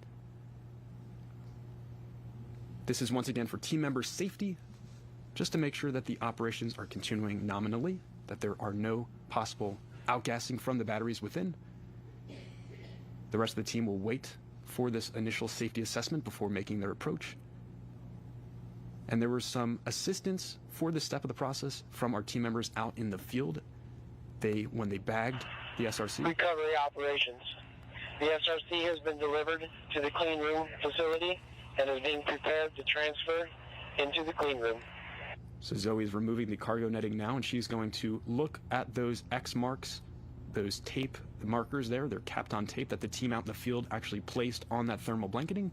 They let her know exactly where the air vents are, the gas vents on the SRC. So she doesn't have to unwrap the whole thing. She can just unwrap that small part and take her gas readings just to make sure that we're not outgassing anything from the batteries within. She'll take, once again, some thermal measurements just to make sure we're at safe operational temperatures. We don't anticipate any kind of additional heating on that SRC. You can see her opening up ever so slightly that thermal blanketing right at that capped on tape. Taking her readings, you can see another layer of that thermal blanketing there, and then the SRC is safely stored within. She's further unwrapping the SRC. There's additional thermal blanketing. You can see there's a couple layers. There's 2 layers of the thermal blanketing and then the tarp over top everything. She just needs to access that interior part and take her gas reading. You can see her with the instrument now taking initial thermal temperature reading. A nod of the head there. Looks like everything is nominal. And she'll take a gas reading here. You can hear the helicopters buzzing overhead here. The rest of our recovery team just shortly, a few minutes ago, landed nearby. And as we speak on the other side of where Zoe is right now, there are team members preparing the clean room for the last leg of the recovery operations, getting that SRC inside the clean room and beginning the process of extracting that sample canister from within.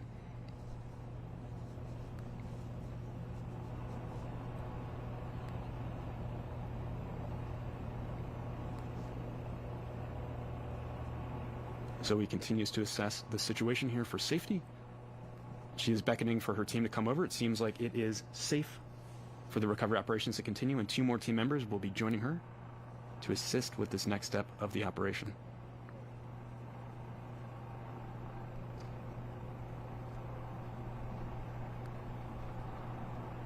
And here come a few more team members as well. Approaching now is Rich Witherspoon, who's been overseeing a lot of the operations out here at Dugway. There's been a number of rehearsals. We have a ground view now. Zoe is cleared to take off her gas mask.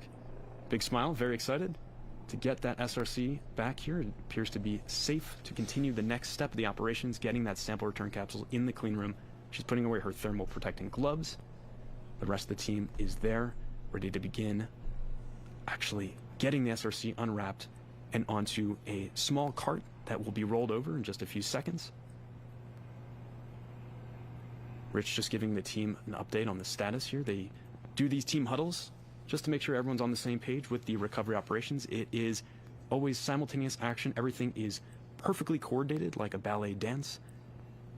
Especially once they get in the clean room, you'll see some of those operations. They are very well choreographed. And you can see they are bagging it up just a little bit more before they do this next step of the operation of actually lifting it up onto the cart that will then be wheeled into the clean room. Everything has really been thought out in advance, down to the actual material of the gloves the team members are to use in actually handling the sample return capsule. Nylon 6 is a polymer which is very similar to a protein, and so when nylon gets wet, hydrolyzes, it breaks up and releases a compound called epsilon aminocaproic acid that can be seen in some meteorites. So in order to distinguish between the chemistry that we see on Bennu the chemistry that we see on nylon degradation, we need to make sure that these sorts of classes of compounds are kept away from the sample. So nylon gloves are not to be used. The gloves you see the team members wearing are made out of nitrile, which is safe to be used. And you can see 2 of our team members carrying that sample return capsule over to our clean room, our camera crew following behind, documenting this whole process. And you can see that cart in the background there. This is to help the team wheel the SRC into the clean room. That big metal door there will be open for just a few moments, and the team will wait just for the dust to settle. It'll kick up a little bit of dust.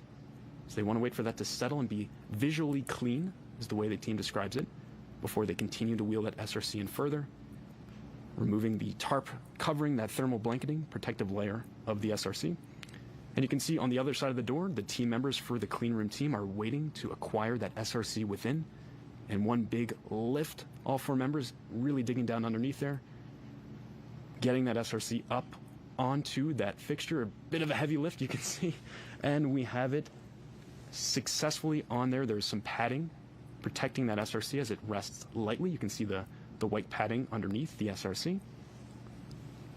In just a few moments, teams will await clearance to open those gates, open that door, and get the SRC inside the clean room, getting it on that nitrogen purge.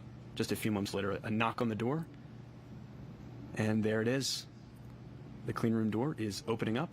Our Johnson team on the other side waiting for their precious cargo to arrive, and it is wheeled into the door. We have the SRC inside, just sitting outside the clean room. You can see at the left of your screen with the NASA meatball and the OSIRIS-REx insignia. That is our portable clean room that has been set up here at Dugway for the sole purpose of this part of the operation. This last step of the process of getting the SRC opened up, accessing the sample canister within, getting it on a nitrogen purge, and then actually tomorrow morning we'll have a C-17 cargo plane flying this precious cargo down to the Johnson Space Center. At the Johnson Space Center, they've actually built a custom clean room for the OSIRIS-REx Bennu samples. As I mentioned earlier, they're going to be joining a historic collection that also includes samples from the Apollo program that were collected at the surface of the moon, as well as samples from Stardust and Genesis, both of which actually landed here in the Utah Test and Training Range a number of years ago, and also some Antarctic meteorites. We will not actually be opening up the sample canister today, so that we'll actually have to wait just a few days, so the team will have to be patient still as they wait for the official opening of the sample canister. But what you're seeing now, a bunch of team members will lift up the SRC for our curation team to reach underneath, scrape off any kind of dirt, and place it back on to our carrying fixture here. All of these samples will then be looked at as well. Any kind of environmental samples that potentially came in contact with our SRC are of interest to the Johnson team, so all of that will be documented for later as the team continues to shed the thermal blanketing layers that were protecting our SRC on its journey. On the long line, you can see a couple team members looking through the windows of the clean room, waiting for their part of the process to kick off as they get the SRC wheeled in. We get a nice close-up view of the SRC here. You can really see how charred it is from that entry into Earth's atmosphere.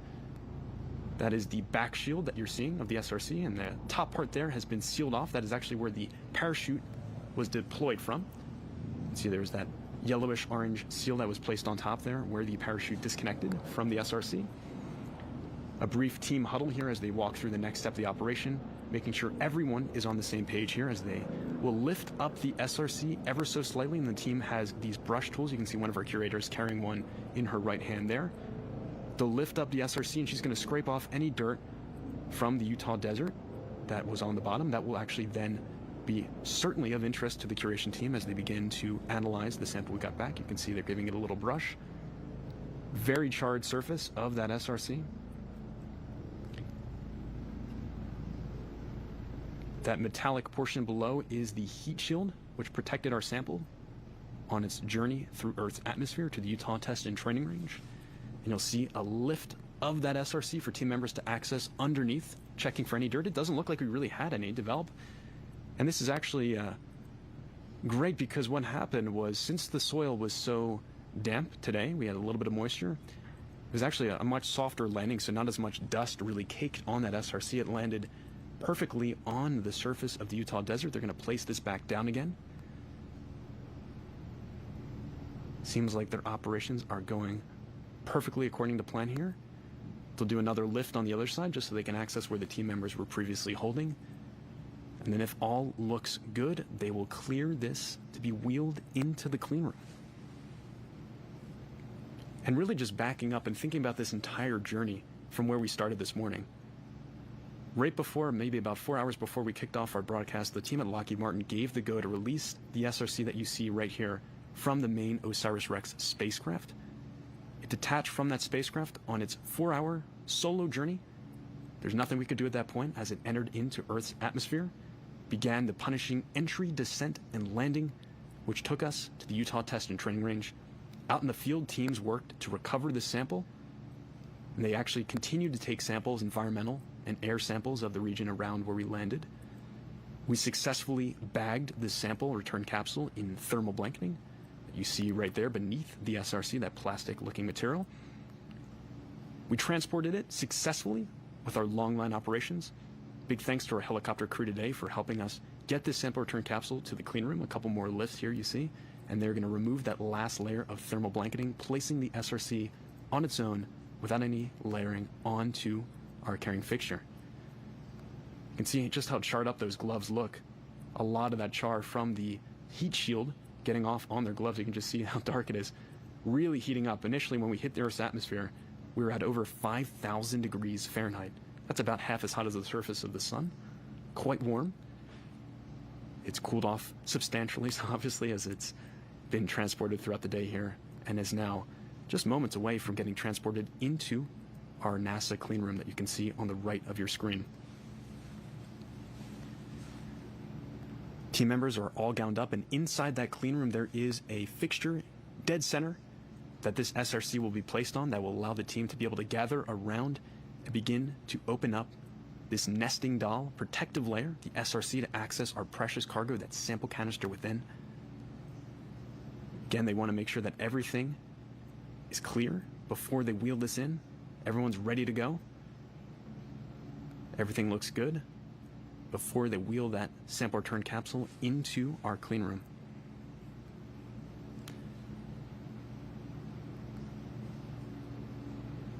Just truly an incredible day, and the science that's within these samples is truly hard to fathom right now, just how influential this science is going to be. Keep in mind, these samples are from the origins of the solar system, billions of years ago. They hold the clues to how everything around us came to be. And in just a few short weeks, scientists will begin to analyze these samples and stow away even more sample for generations to come. Future scientists will be able to open these samples and continue the journey of OSIRIS-REx. As we speak, this incredible mission still has not come to an end. Our spacecraft, our intrepid robotic explorer OSIRIS-REx, is now dubbed OSIRIS-APEX, heading to the asteroid Apophis in the year 2029. Obviously, we do not have that sample return capsule or the sample tag SAM, which actually helped us collect that air filter looking thing that helped us collect the samples at the surface of Bennu. That is no longer attached because it's sitting right here in our clean room. But the mission will continue. The team will map the asteroid Apophis in great detail, similar to what we did with Bennu, descending down to the surface, firing its thrusters, kicking up a sample. And as we speak, the sample that it got from Bennu back in 2020 is just moments away from being wheeled into the clean room. The team doing one more sweep, cleaning off those wheels that came in contact with the pavement outside, just before getting this SRC wheeled over into the clean room. Just truly an incredible journey of this mission. 3.86 billion miles total to Bennu and back with this sample. And now it's just a few feet away from our clean room. You can see on your screen too some of the gas coverings to those vent covers that were placed out in the field that prevented any kind of contaminants from getting into the SRC. And as I mentioned before, that SRC is a nesting doll of sorts, very protective, and within there's a complex network of tubing, labyrinth-like tubing, preventing any kind of contaminants from getting into the sample. But the team still wants to get that sample canister on a nitrogen purge. That will ensure that it will stay clean, pristine from any possible atmospheric contamination. It's going to stay on that nitrogen purge all the way through its trip down to Johnson Space Center, where ultimately it will be opened at their curation facility. You can see in the bottom left of your screen our team members inside the clean room, all gowned up. And right at the bottom there, that kind of goldish bronze looking fixture is where this SRC is going to be placed for the next step of the operations. This, as everything has been, is a very careful process, choreographed every step of the way. Team wants to ensure that everything is cleared before they wheel that in We are just moments away from that wheel of the SRC into our portable clean room. You can see in the background in the pink shirt, Jason Dworkin observing. He is one of our astrobiologists from NASA Goddard. He will be looking at these samples along with hundreds of scientists from around the world, helping us better understand the origins of our solar system.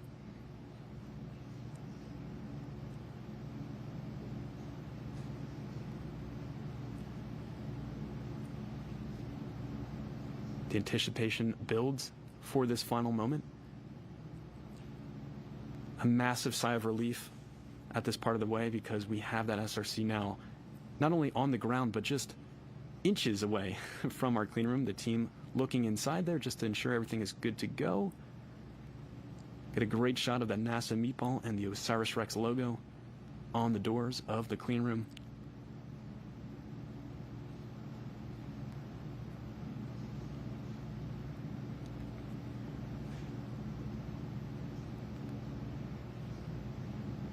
The operations at Johnson Space Center, once this sample canister is transported there, will be truly a sight to behold as well. In just a few days, we're actually going to get our first science results from the sample within. And as I mentioned, they built a custom clean room at the Johnson Space Center for this very purpose. The team that you see on screen here has been rehearsing at that clean room, preparing for the big event of actually getting that sample opened up and beginning to parse it out and ship it to labs around the world, stowing a lot of it for future generations. Truly an incredible amount of science that we can't even begin to imagine is trapped within those rocks. And I personally am very excited to see exactly how much sample we got back. The original mission requirement was a mere 60 grams. We had an explosive tag event at Asteroid Bennu back in 2020, excavating over 6 tons of material when we contacted the surface and stowed potentially 250 grams of sample within that tag SAM device, that air filter that Jim was just showing a few moments ago.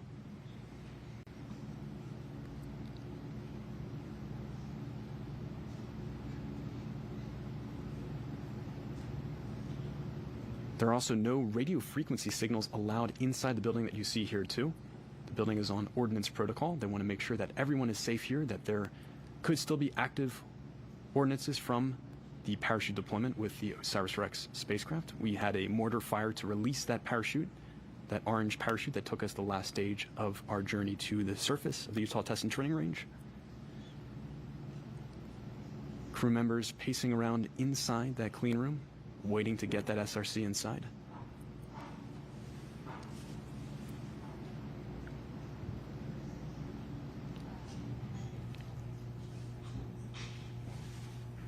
And so when they actually open up the SRC, removing that back shell, the sample canister, they will attach a couple tripod-looking legs to it, these small legs that will allow them to flip it over onto a table nearby. You can see that metal table in the back of the clean room. And at that point, they're going to put it on a nitrogen purge. You can see they're moving that fixture a little bit closer to the door because they're just going to lift that SRC off of the carrying fixture and place it onto the clean room's fixture. It's a quick little transfer, very quick opening of the doors. In just a second here, you can see our team members moving that a little bit closer. The doors are now open. We are entering into the clean room, and that SRC is about to be moved off onto our clean room fixture. Our clean room team members carrying that SRC in, and these doors will be slammed shut just as soon as we can get that SRC fixture out, and there we go. It is in the clean room. The SRC from the desert of Utah, earlier this morning arriving, has been successfully delivered to the Dugway portable clean room. You can just see just how charred that SRC back shell and heat shield are. A great close-up angle here. You can really see our prized sample return capsule at long last in the clean room. It's hard to fathom that just a couple years ago, this sample return capsule that you see here was over 200 million miles away from us on the other side of the solar system. The OSIRIS-REx spacecraft worked to quickly stow the sample it got from the asteroid Bennu at sample site Nightingale into this sample return capsule. We slammed that lid shut and prepared it for the long journey back. It took 1.2 billion miles to get from the asteroid Bennu after sample collection to Earth's atmosphere. We entered in 82 miles off the surface of San Francisco, went through the punishing entry, descent, and landing, landed in the desert, and now here we have it, the sample return capsule in our clean room. The team's going to move this a little bit over to the center of the room so they can all gather around and begin the process of removing that back shell and then ultimately getting the heat shield off as well.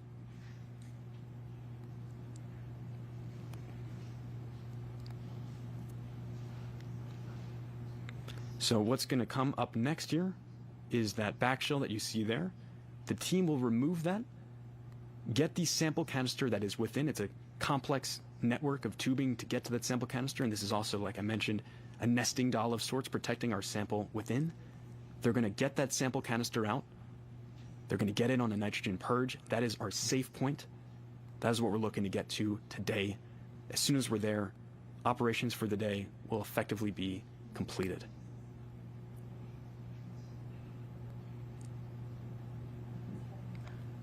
Tomorrow, the SRC, the sample canister rather, will be flown on our C-17 cargo plane down to the Johnson Space Center, where in just a few days it will actually be opened up for scientists to be able to see the sample within. It's been incredible covering the moments of today, the journey of our SRC from Bennu to the desert of Utah to our clean room. And for now, back to you, Lauren and Jim. James, your coverage has been impeccable. We could not have done it without you. Go, James.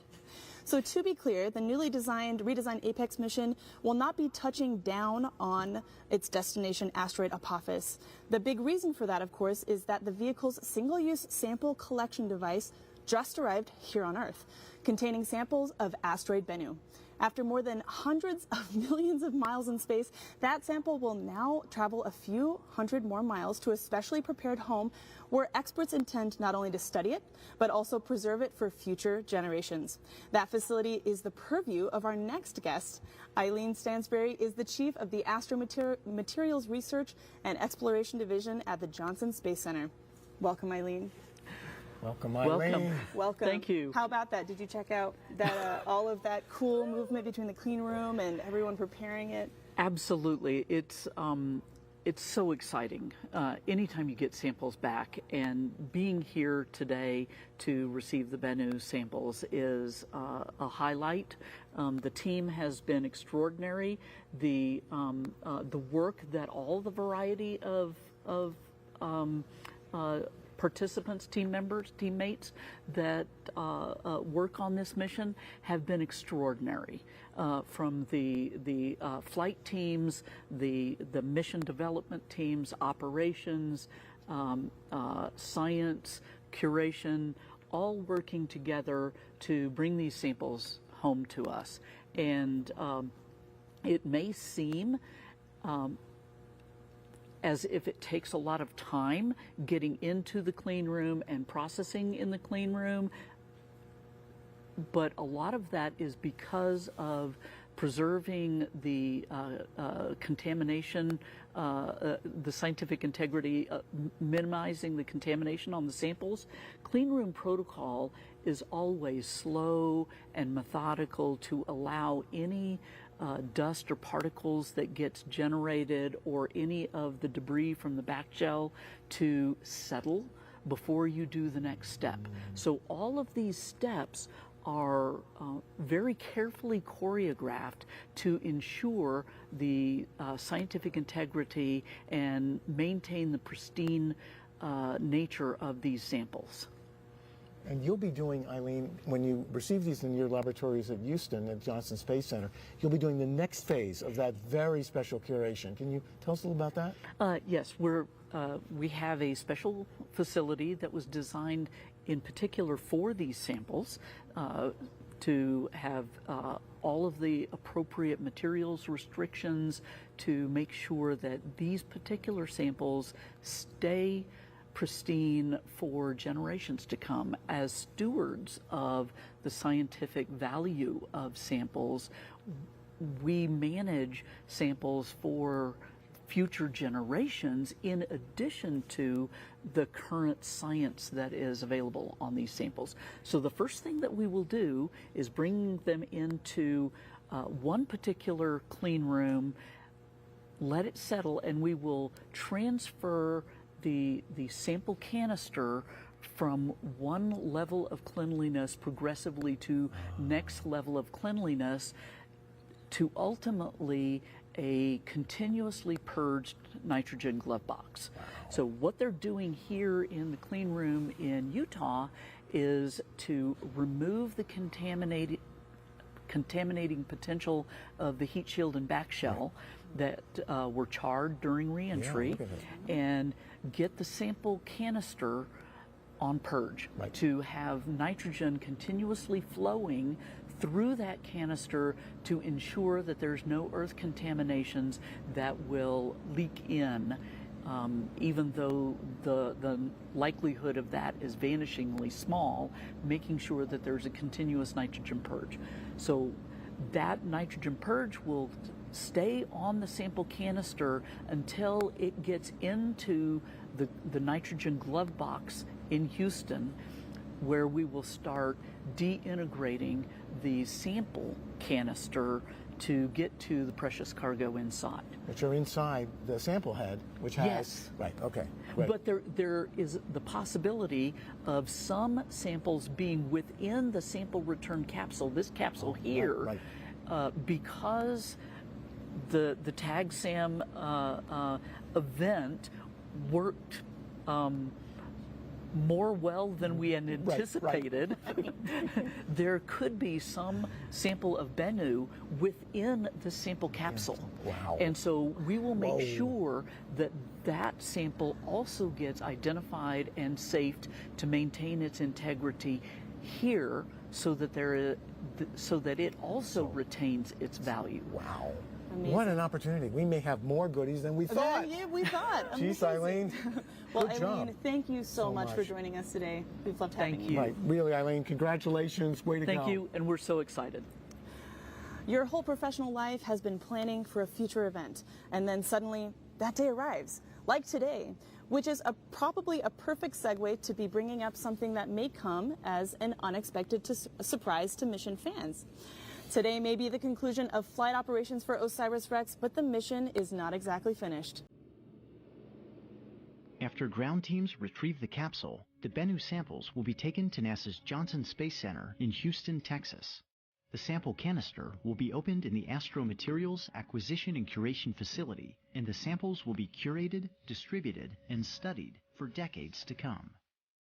Having delivered its cargo, the OSIRIS-REx spacecraft will depart Earth, but its journey will not quite be finished. In a daring encore, the renamed OSIRIS-APEX will enter an elliptical orbit of the Sun, repeatedly passing within the orbit of Venus and pushing the limits of its thermal design. Beginning in 2029, it will chase down and investigate Apophis, a 1,200-foot stony asteroid destined to make an exceptionally close flyby of Earth. After 13 years in deep space, at the start of a new decade, alone on a new world, the journey will continue.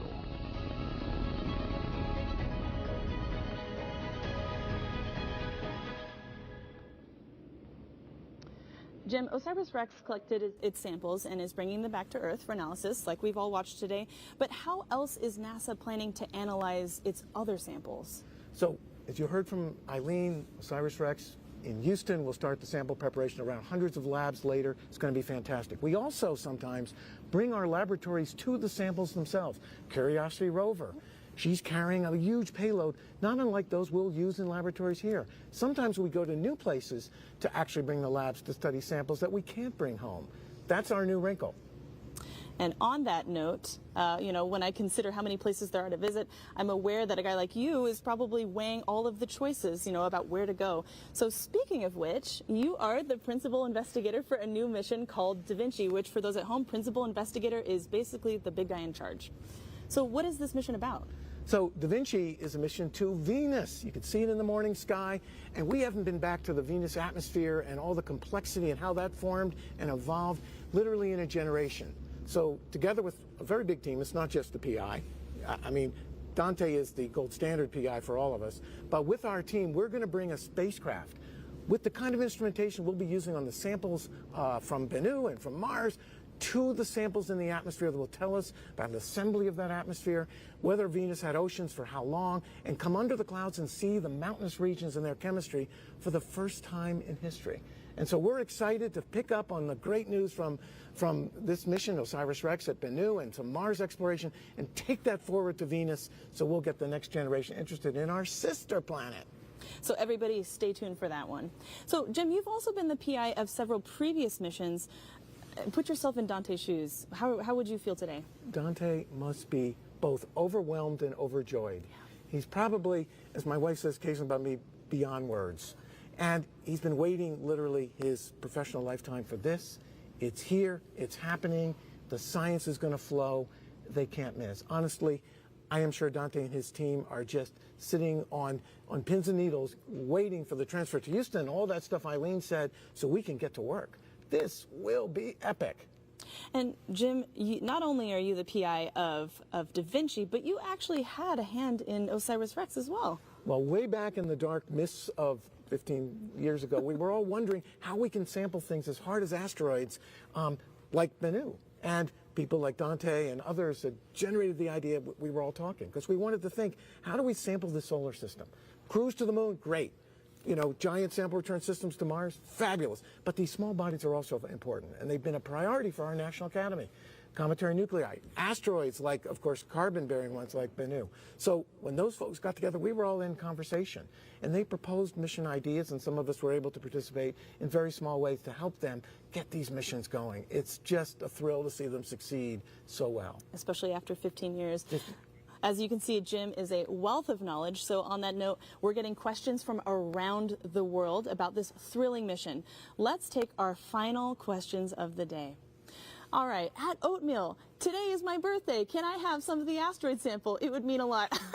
Well, you know, you heard there's other birthdays today, too, including the Colonel. I think Oatmeal saw that it was also Colonel Harwell's birthday. But as Danny Glavin and Jason said, you know, the samples from Bennu are for scientific research, education, inspiration. They'll be used, you know, for future generations even, as Eileen said and Jason said. So, unfortunately, we can't give you Bennu.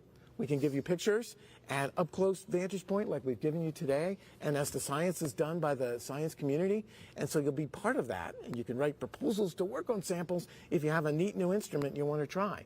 So stay tuned. Stay tuned. And I understand, Oatmeal. I also want a piece of that sample, yes. But we got to, you know, we can't. All right, Jim, let's take one more.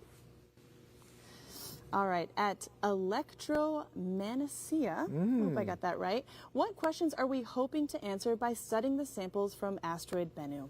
Well, fantastic question, and there are many. It's all in the name. So we want to look at those building block chemistries of the earliest solar system. It's all eradicated here on Earth. We have to go to places like Bennu or other asteroids like it to get those records. So we're going to look in the deep time to understand our solar system from those chemicals. We're also going to look at how we use a real asteroid stuff to understand what we see of other asteroids through telescopes and flyby spacecraft. That's the ground truthing, or the asteroid ground truthing that we do. We're also going to look at resource potential. These asteroids contain bound water in minerals. Those are really cool. You can get the water out. That's neat. Also, interesting distribution of metals.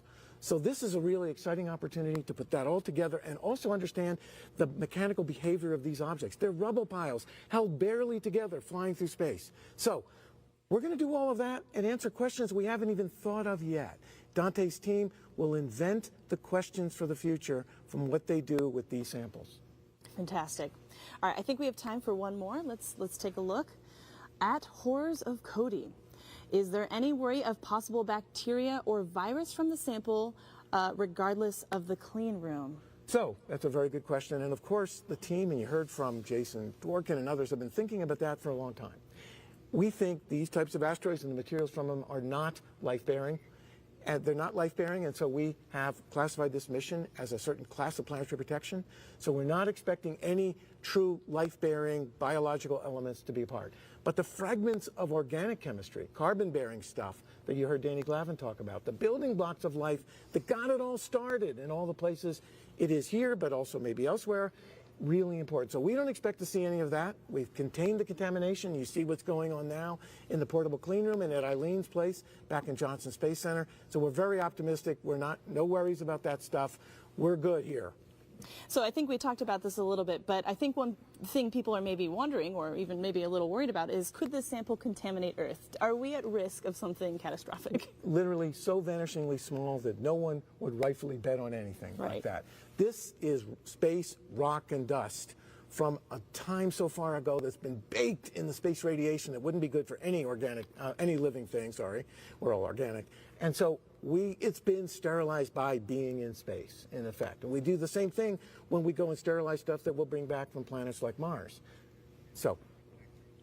How long is this next process going to take? You know, we're in the clean room now, we're going to go to Texas. How long is this all going to take before we start getting some results? So in the next few weeks, in the next couple of weeks, by October 11th, we expect the team in Houston, Eileen's team, and together with Dante's team, will have done that first proper containment and understanding all the possible sources of contamination, so they can document those for the future and also make sure they're through all those gates that Eileen was mentioning, so the samples are protected from anything from Earth, so they won't be contaminated. Then they'll do some first characterization with all these great machines they have in Houston, and we'll start talking about what they get by the end of October, going into the Christmas time. And by the end of January, I've been told the science team meeting, the sample leaders will start reporting to all of us what's going on. Wow, that is soon. And you heard that unboxing day is October 11th. Did I hear that That's right. Okay. It will be a Christmas party for samples. Okay, that's right. So, Jim, I'm struck by how these last few minutes compared to the last few years.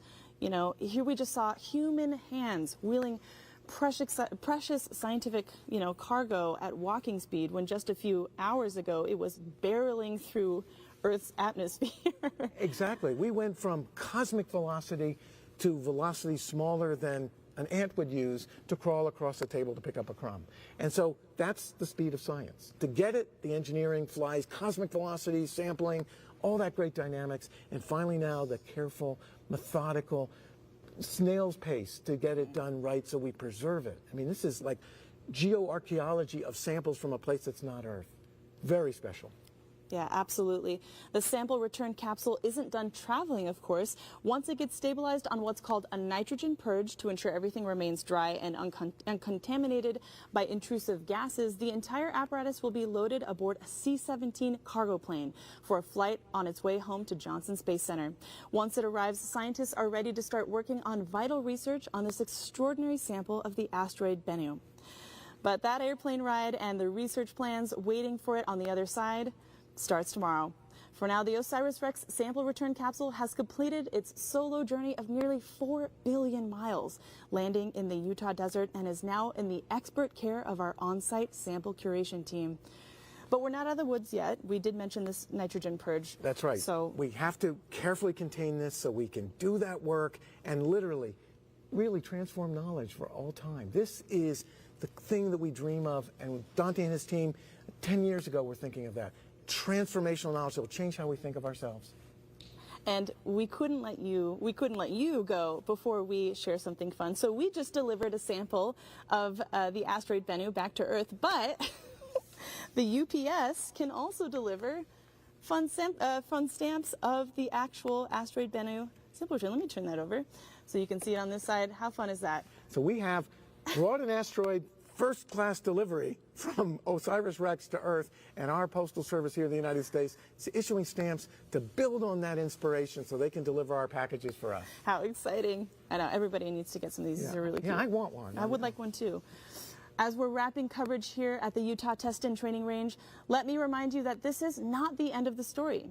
Next up is our post-landing news conference scheduled for 3 p.m. Mountain Time, 5 p.m. Eastern Time on NASA TV, presented live right here on nasa.gov and other streaming sites. You can also find mission updates on X at NASA and on the web at nasa.gov.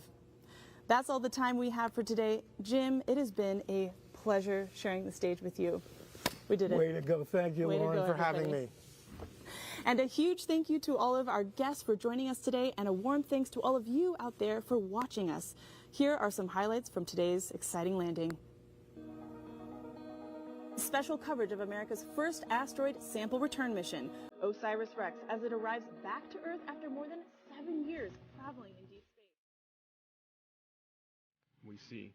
PDL milestone, we have confirmed parachute deployment. Wow, and after an exhilarating streak across Earth's atmosphere.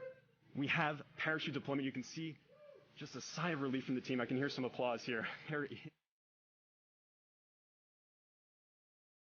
Disconnecting from the back shell. We'll then actually unwrap all of that thermal blanketing once we actually get it into the clean room here. Recovery operations.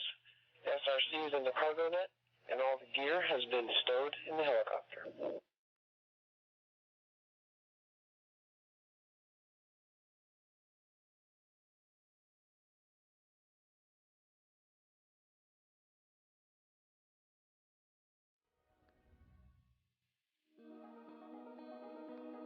Special coverage of America's